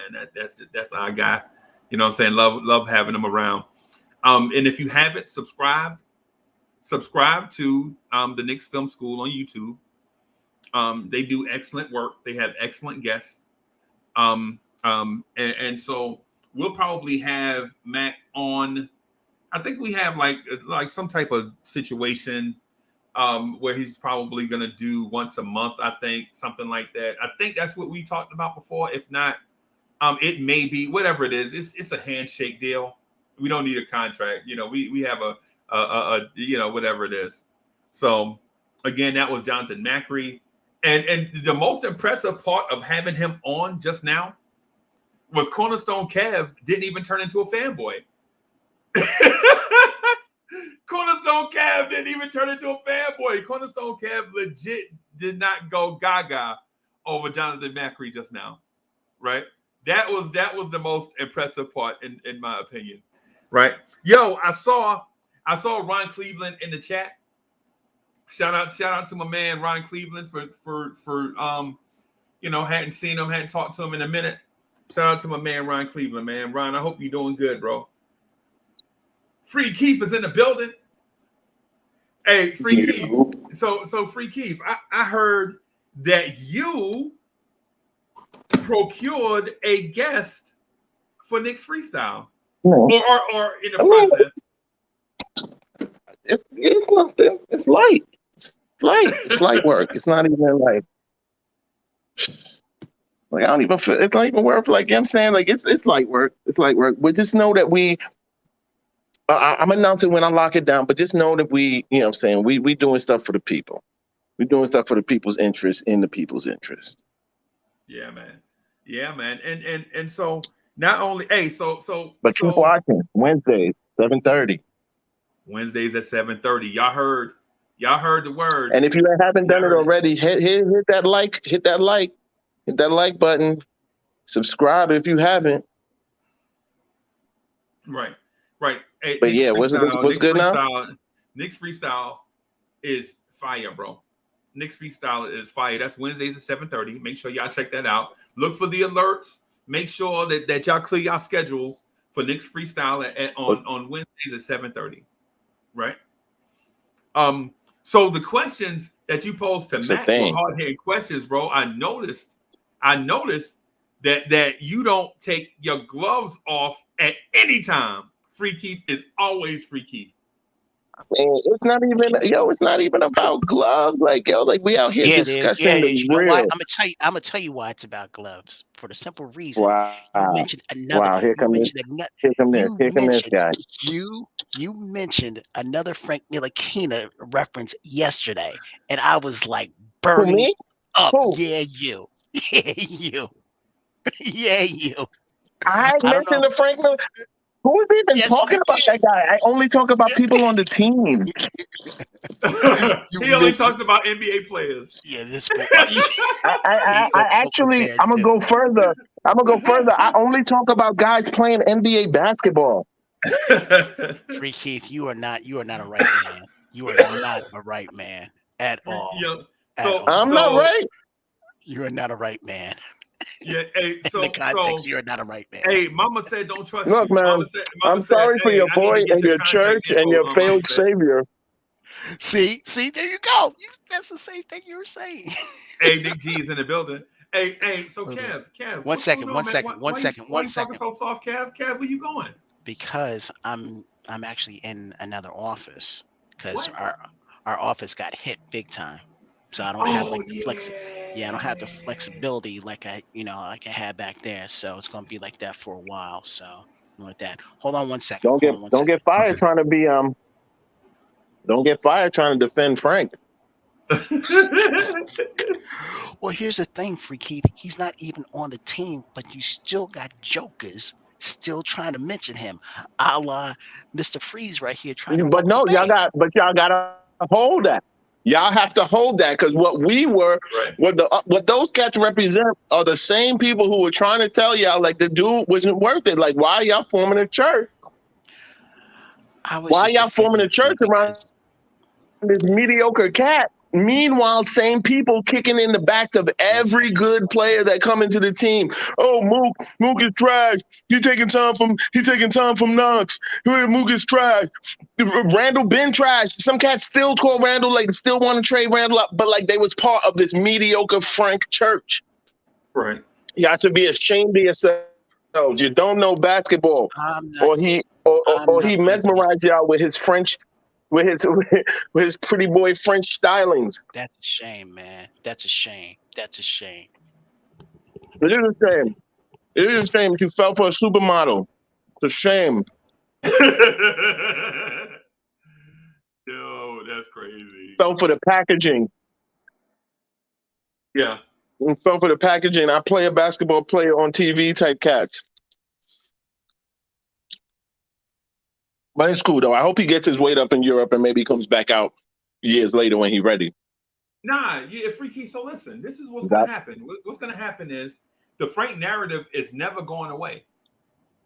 I'm here to tell you, the Frank narrative is this time next year, But people are going to be like, It's, yo, it's you going know, to go but I away. don't It's see going to go why. away. But Me Frank has got to personally, take this heat right now.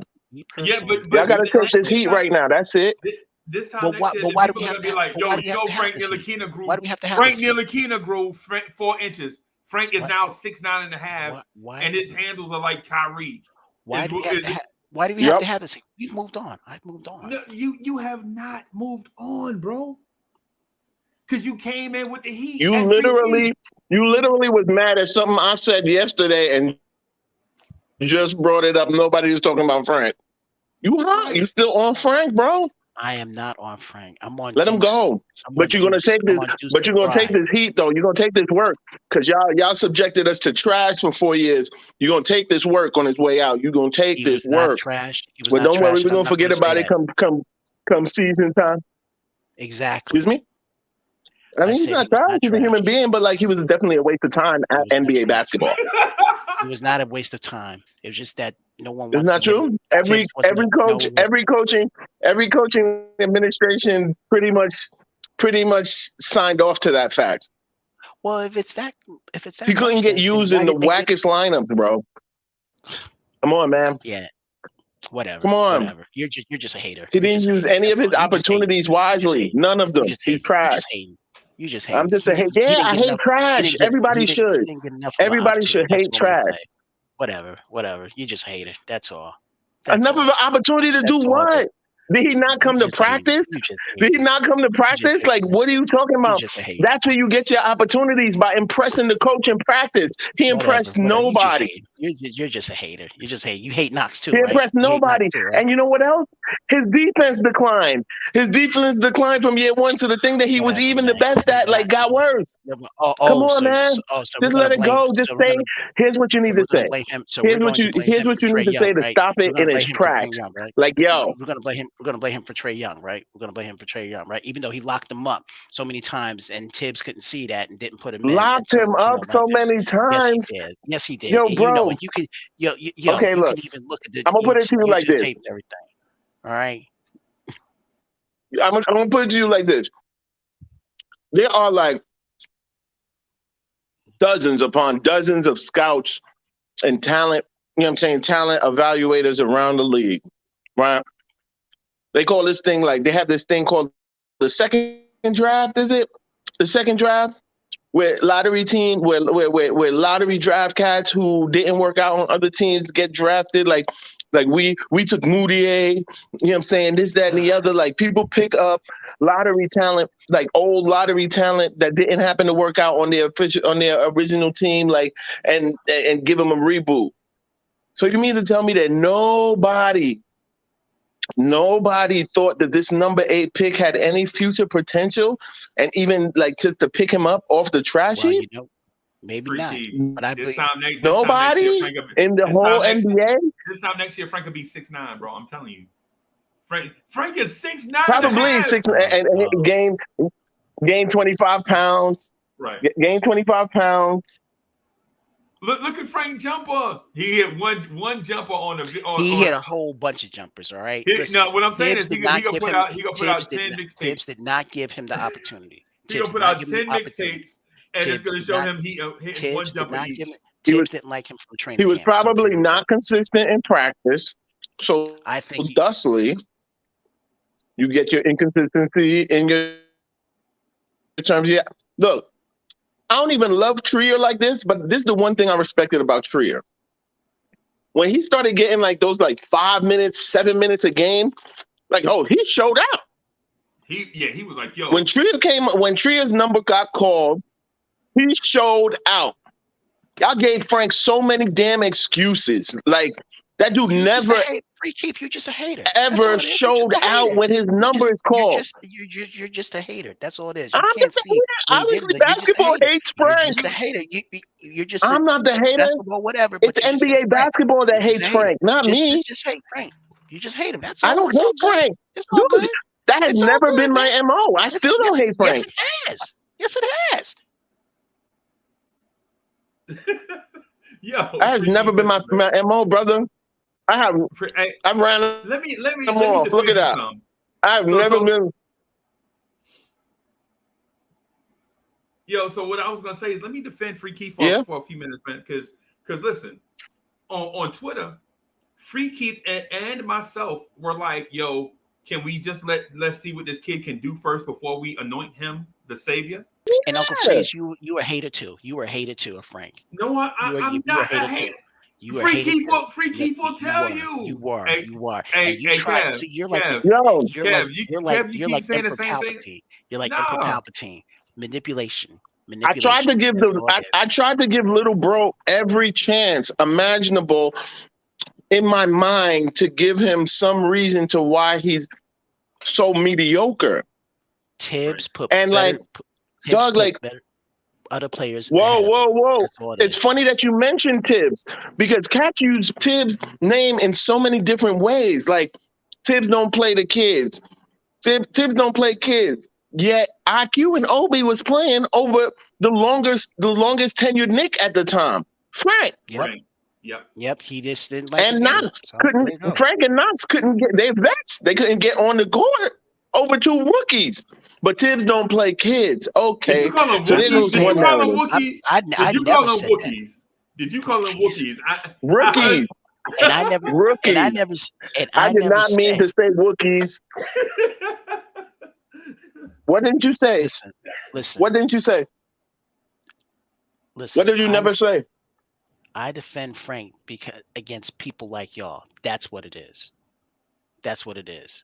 Because y'all was, against people like who? Like I've defended Frank. Like yo, I've been a proponent of like yo, Frank, give him time. Like he's not what cats want now. Give him time. Let's see. Let's give him my time. Let's see. We how much more we gotta see? He's trash. Listen. You could say that he failed himself. I'm just glad he's not on my team. But you can also say that the organization failed him as well. No, we could go ahead and be a fan of whatever Euro team he hopefully ends up on. Look at Porzingis. What? Come on. Are you comparing Frank Ntilikina to look at Porzingis? What? I don't think you're not comparing Frank to Porzingis.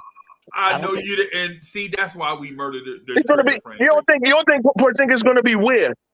You don't think he's gonna be playing NBA basketball for the next 10 years? You bugging out. I don't know. Because if he was that good, he would have stayed with us. You smoking? Yo, whatever you smoking, gangster. Y'all just some hating. Y'all just give your guy a tip. Y'all just hate You it, give Frank. your That's guy a all. tip because that joint is actually top Oh grade, my Y'all just high grade what you y'all smoked on. Oh my y'all God! just He some hating compared guys. Frank to Kristaps Porzingis. Porzingis is gonna be out the league. You look at him. You look at those two, and you also look at Yo, Kevin Knox. Like, y'all can laugh I'm all you coming on want. I y'all don't care. podcast. I'm coming on y'all podcast and clowning, yo. I'm coming and clowning. Oh my God! I'm coming and Oh, clowning. oh my Whatever. God! Oh Whatever. my God, Whatever. man! This Say what you cat want. said Don't care. Porzingis is going to be in the same situation as Frank. Oh my God! I said it. Dude, I said it. if the Mavs let him walk right now, like 18 teams will pick that dude up. Right. Right. You know what? I would even go as far as to say 18 teams would trade for him right now. They would give up something to get him.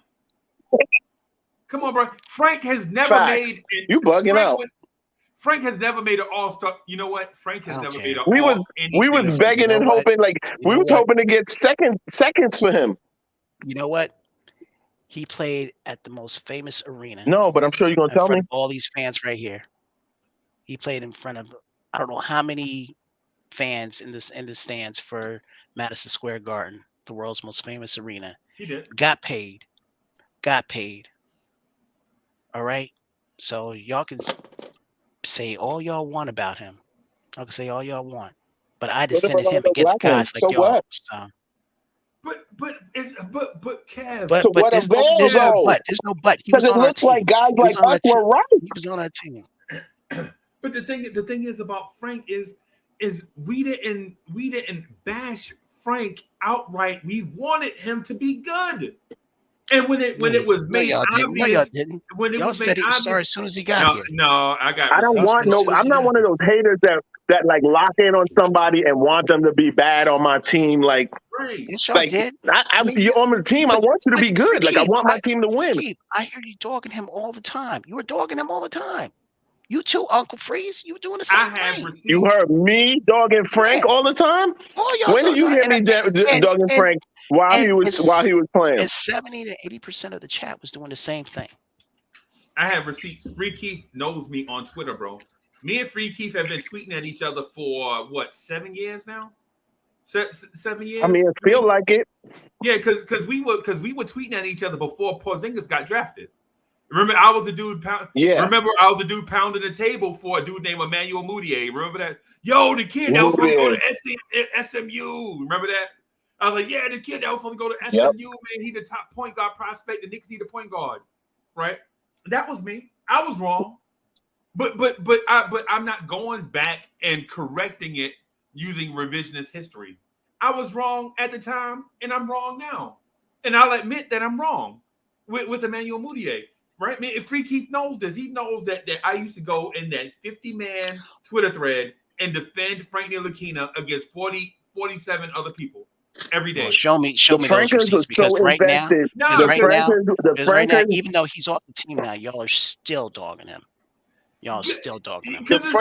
You brought him up. Just let it be known that you brought him up today. Yeah, you brought him up. Let the record show, Your Honor. Let the record show. Cornerstone Kev came at Free Keith. You brought him up. I brought him. Your saltiness. What I heard yesterday. Your saltiness would not allow you to not talk about him today. If you wouldn't have said anything when I heard it yesterday, I would have said anything today. And so, Keyshawn, I didn't say I wanted Grimes to be bad. I never said that. You can go. You can go find. You can search every video thing that we have.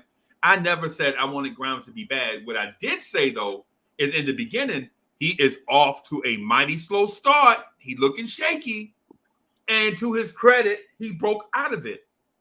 To his credit, he broke out of it, and so I want to give him credit. But you can't say that you thought he was good when he was having that shaky start. The kid had looked scared, and we said he looked scared, right? Then towards the end, he looked way better. And to his credit, and to our credit, we gave him kudos for that. Like, bro, he's starting to look better. You know what I'm saying? I mean, come on, man. We can't just have. I talk about catching. I talk about catching real time. Right.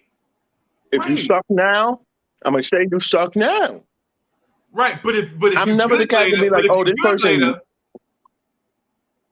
I'm gonna be like just like RJ. I went in on RJ beginning of this season, like with his shooting. Bro, you was But I killing never me. said he could never turn it around. But his shooting was trash at that time. The dude was 1 for 22 3-pointers over like come on. Like 4 games. Yeah. He flipped it around. I was like, salute to you. You know what I'm saying? Like, salute to you. My bad. Right. Right. Because I remember us having this conversation back in January. Right. Back in January, you were like his job description. And his job description. Yes. Yes. It's in the title of his job. Right. Right. Right. You gotta shoot. Right. Right. No doubt. No doubt. No doubt. And I understand where you're coming from. But to his credit, he definitely spun it around. But I never said he wouldn't. I never said that he would never be able to actually like to shoot better. I was just saying he had to. Right. Hey, so you know what? I realized just now talking to Macri Free Keith. So I talk about the Knicks a lot. I think I might have to start getting sources so I won't speculate all the time. What you think? You think I need to get some sources? Yeah. That's gonna be different sources. That's gonna be tough, man. I have to find sources and mine them. You know what I'm saying? Let them know that I'm trustworthy to not, give their names away, you know what I'm saying, in the heat of the moment and mine them for information, you know what I'm saying, so that I can have something to contribute to on the next one drive. Or you could be like other media outlets, other beat writers, and just make up sources. Nah, I ain't gonna do that. For your stories. Nah, I ain't gonna do that. The thing you know about me by now, bro, is I don't really like to get into that fairy tale stuff. I like to be real, bro. Like with this about 4 years ago, we was just debating on Twitter, just going at each other neck for no. I think we might have been talking about Frank, and so I told Free Keith that I think Steph Curry is the greatest player of all time. You remember that? I know you do because it set the thread on fire. Crash. There was like, Jarrell Excel said, I know this dude didn't just say, and I know y'all don't know who Jarrell Excel is, but he was like, yo, I know Uncle Freezy didn't just say Steph Curry is the greatest player of all time. Not greatest scoring, not greatest scoring point guard of all time. He said the greatest player of all time, and I was like, yep. Because at the time we were having, as I remember correctly, we were talking about the top 5 R&B singers of all time, or soul singers of all time, right? And y'all were bashing me about Anita Baker and Shaka Khan, right? And I'm not gonna get into that list because that list is for that's something different, right? But so I was like, you know what? Steph Curry is the GOAT. And I hashtagged it with Curry GOAT. And that set the thread on fire. But the reason why I bring that up is because I think about these things before I say them. And then when I say them, I stand by them. I don't back away. I don't back off from the things that I say because those thoughts are mine. Right? Those thoughts are mine. When I make these comments are mine. I don't backtrack. Just like when I defended Frank and RJ every day. Right now, Frank, at about Frank's 3rd year, and I didn't see this thing turning around. I was like, you know what? Frank is a 6'4" Tree Rollins. And you know what he was as he exited the door, Free Keith? A 6'4" Tree Rollins. That's it. Frank is going to be. I'm not kicking the dude's back end on the way out. C'est la vie, Frank. God bless you. Good riddance. Did you say goodbye in French? Did you say goodbye in French? That's so disrespectful, bro. Did you say goodbye in French? Why? I just wanted him to hear it. I don't Yo. hate the kid. Like I wish him all the best. Like, and I've said it several times. Like because they actually like kept the G League from him. They didn't do him no favors. Right. So now, go get your EuroLeague. Go get your skills up. You could be back. Lots of guys come back.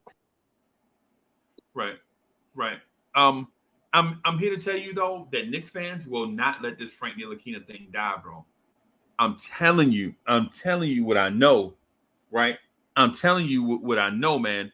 Knicks fans are enamored with Frank Ntilikina.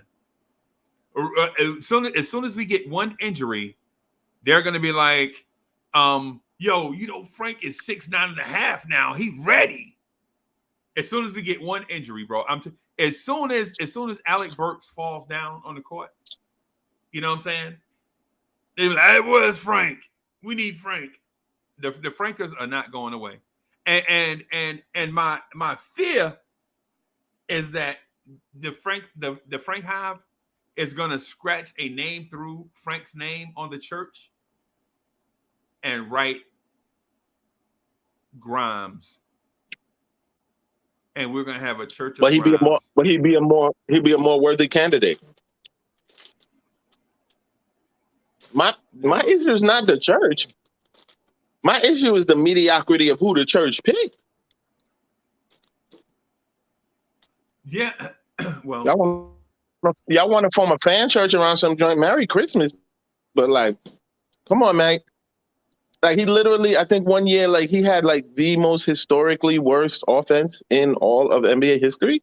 Yeah. Like, that's your king? Yeah, man. Yeah. I mean, so I gotta run in like 10 minutes, right? So, but what I want to do though is ask you a couple of questions. Right, this is me. Just is me and you one-on-one. Me, Uncle Freezy and Free Keith. Right. So question. I don't know. Did I run Cornerstone Kev off? Damn.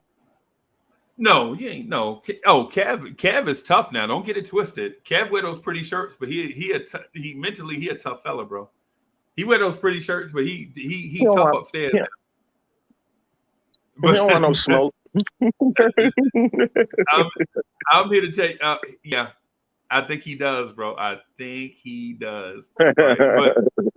But So my question to you is this: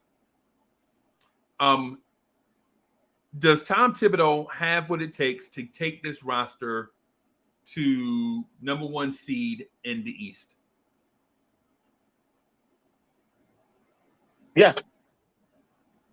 Okay. The reason why I asked you that is because he took a lesser team last year to the 4th seed in the East. Yes, and that's the reason why I answered that. The team from last year probably should have been better. Yep. The team last year should have been a lottery team, but it's something to teamwork. No. I don't go with that should have been stuff. I don't go with that should have been stuff. Like the team last year was a 4th seed team.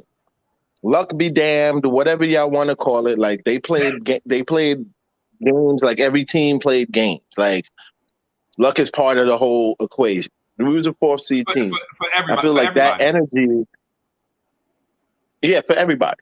So even the 10th seed, like like luck ain't factor into you being the 10th seed, like or whatever. Like you lost your way there. Like fine. Right. I expect that the expectation among this squad is definitely 4th seed or higher. That's what I expect. Okay. All right. I expect the level of work being put in to be no less than the level of work put in last season. I see every position, every guy that left, like the positions that we got in, were upgrades. We're upgraded with better talent. In Elf's case, much better talent. Offensive talent. Yeah. I think Bullock and offensive talent. Oh yeah, I forgot because everybody respects everybody respects Elf's defense now. Now that he's gone, right? Y'all such bummy fans, yo. I hate y'all, yo. I hate So here's question I number hate two. Nick. They're like, oh, we took a downgrade of defense by letting Elf go, but like you hated him. You didn't want Elf. The Like you whole talked time. about his mom. You took daggers and shots at his moms, this, that, and the Right. other. Like, but nobody bigged up his defense. Now it's his defense that we gonna be missing. But whatever. Anyway, Right. I don't think I credit Tip. While Tibbs is there, I'm not really concerned about our defense. I think like a team is going to have great team defense. It's going to have great team defense. Or we're going to play great team defense, and like we're going to have a better offense. And the pieces that were picked up, it's not like just random star pieces or this, that, and the other. Like, oh, put these good guys together, they'll make something happen. They were very specific. Like to me, both Kemba and Evan open up the floor for Randall in a way that he needed and didn't have. There's now more people on the floor that need to be double teamed, which relieves the pressure that Randall had, which the last year's team really couldn't deliver for him, especially in the playoffs. And I think I feel like we're about to see something phenomenal. That's what I feel. Right. Well. Those are good points. And this CWC offseason is probably like this offseason is going on, probably the most Freezy? What's up, crucial Scott? offseason ever. Right. Hey, so I got a couple more questions for you, and then I gotta get out of here. And I'm sorry about that, CWC. It's man, this show flew by. These 2 hours, bro. It's been 2 hours, bro. I'm crazy. You say, you had to ask me a question. I think it was on Sunday, but you disappeared. It was me, Freaky Ty, and somebody else. On Sunday, on Old School Nick. Yeah. No. It was like in the morning time. I was at the lunch. And you disappeared. Nah, it wasn't Sunday morning. Yeah. Nah, Was it on Sunday morning? No. Oh, I think it was Monday, Labor Day. It was Monday, Labor Day. Might have been. Hey, listen, we need to see more of you. I was gonna ask you if you could be around more. Yeah. Okay. What days though? What day you talk about? And maybe we can work on that behind the scenes, man. Like, you know what I'm saying, to get your takes on some more stuff. Oh, okay.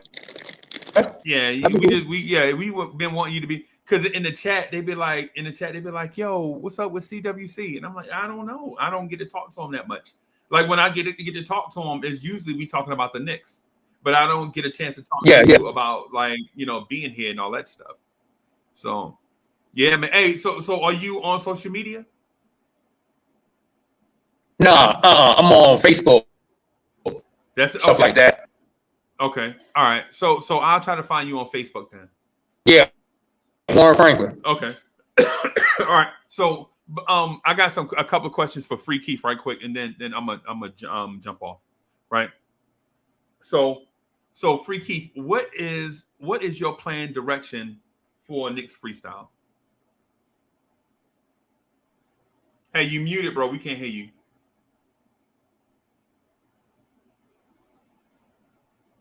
Well, no, Knicks, the freestyle for the people.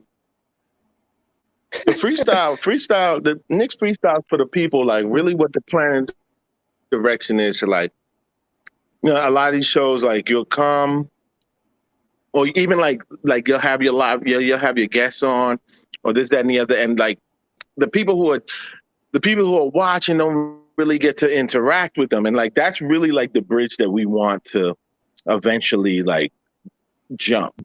Like we want to bring people onto the show that people wanted to talk to or what have you, and actually provide a bridge for cats in the chat or cats or what you call it, like, because it's going to be heavily interactive that way. Like we're reading questions from the chat, if not pulling guys in when we can.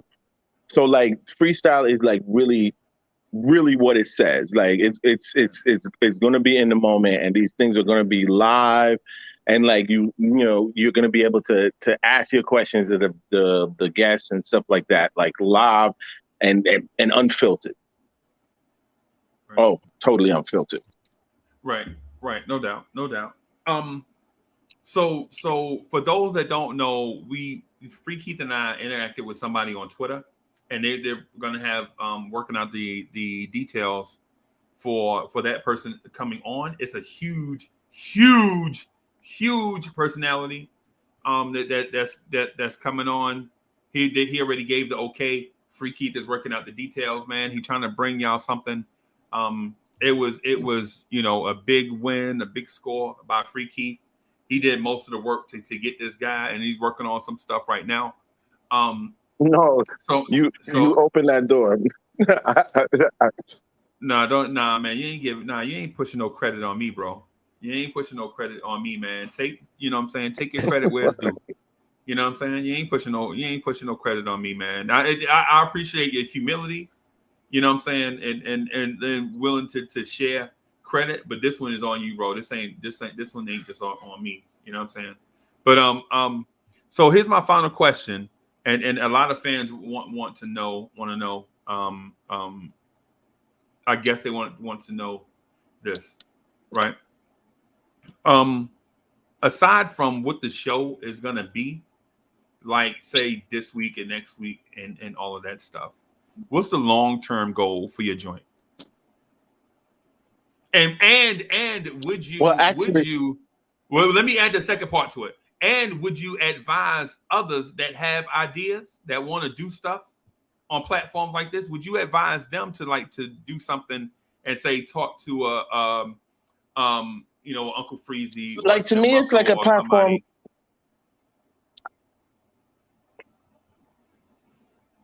Yeah, bro.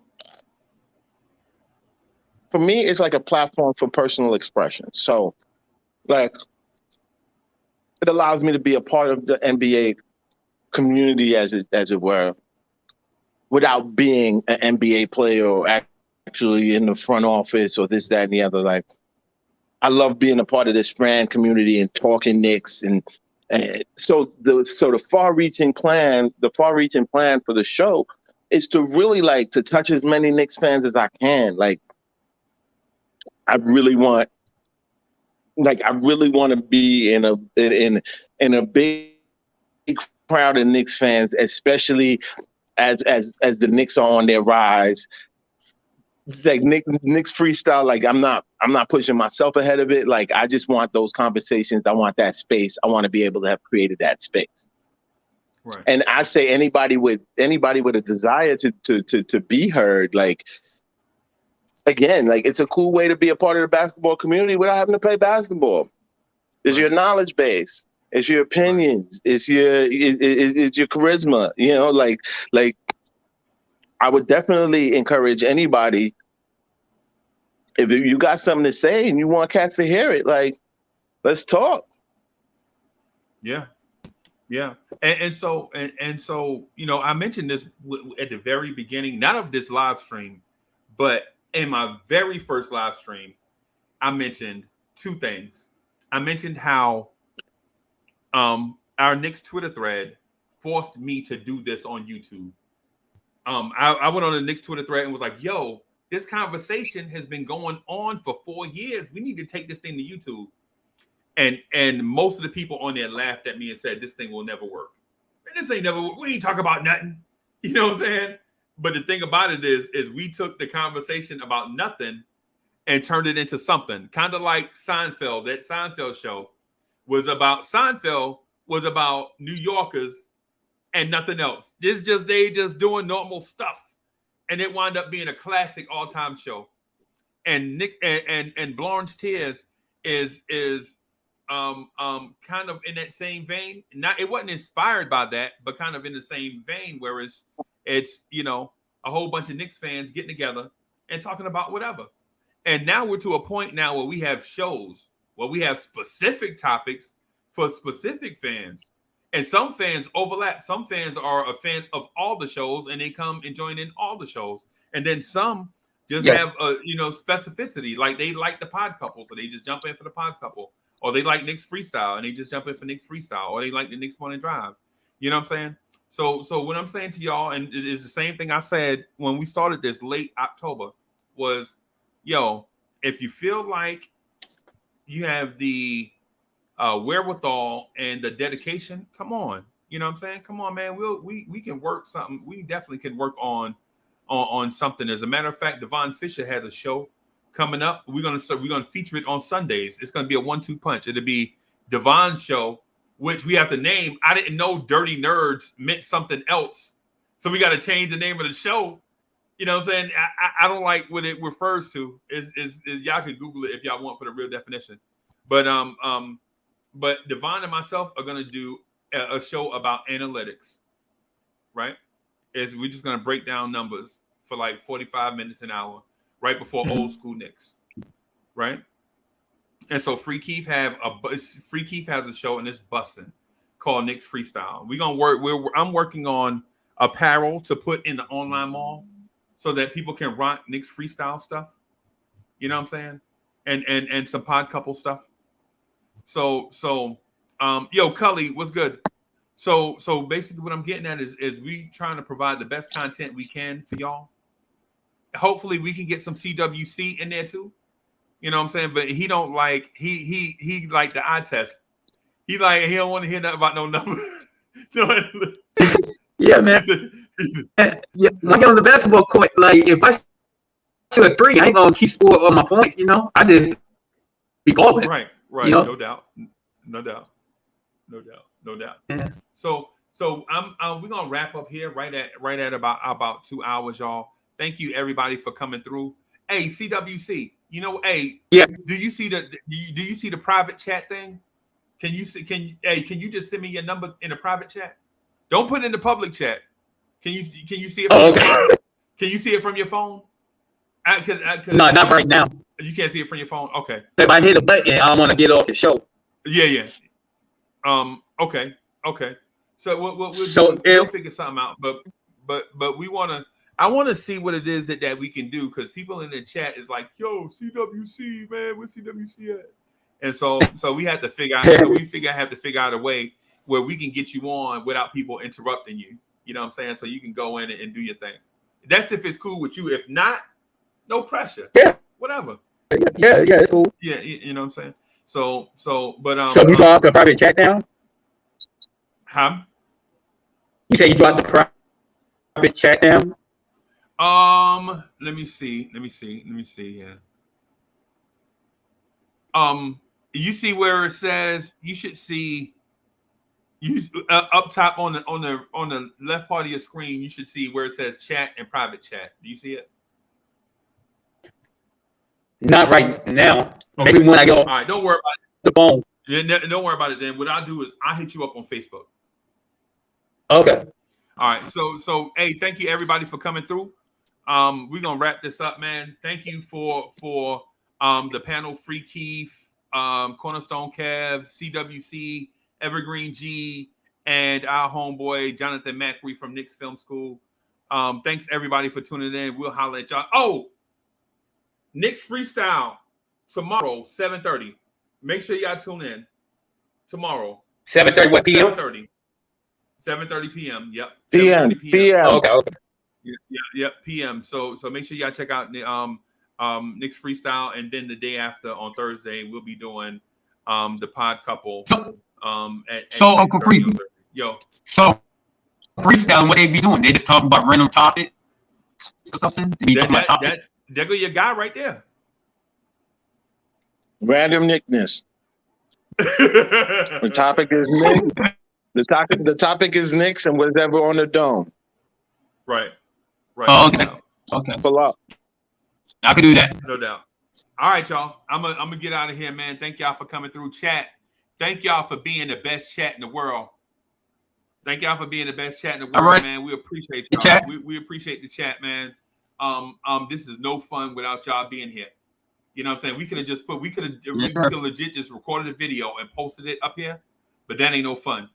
The fun is having the chat up here.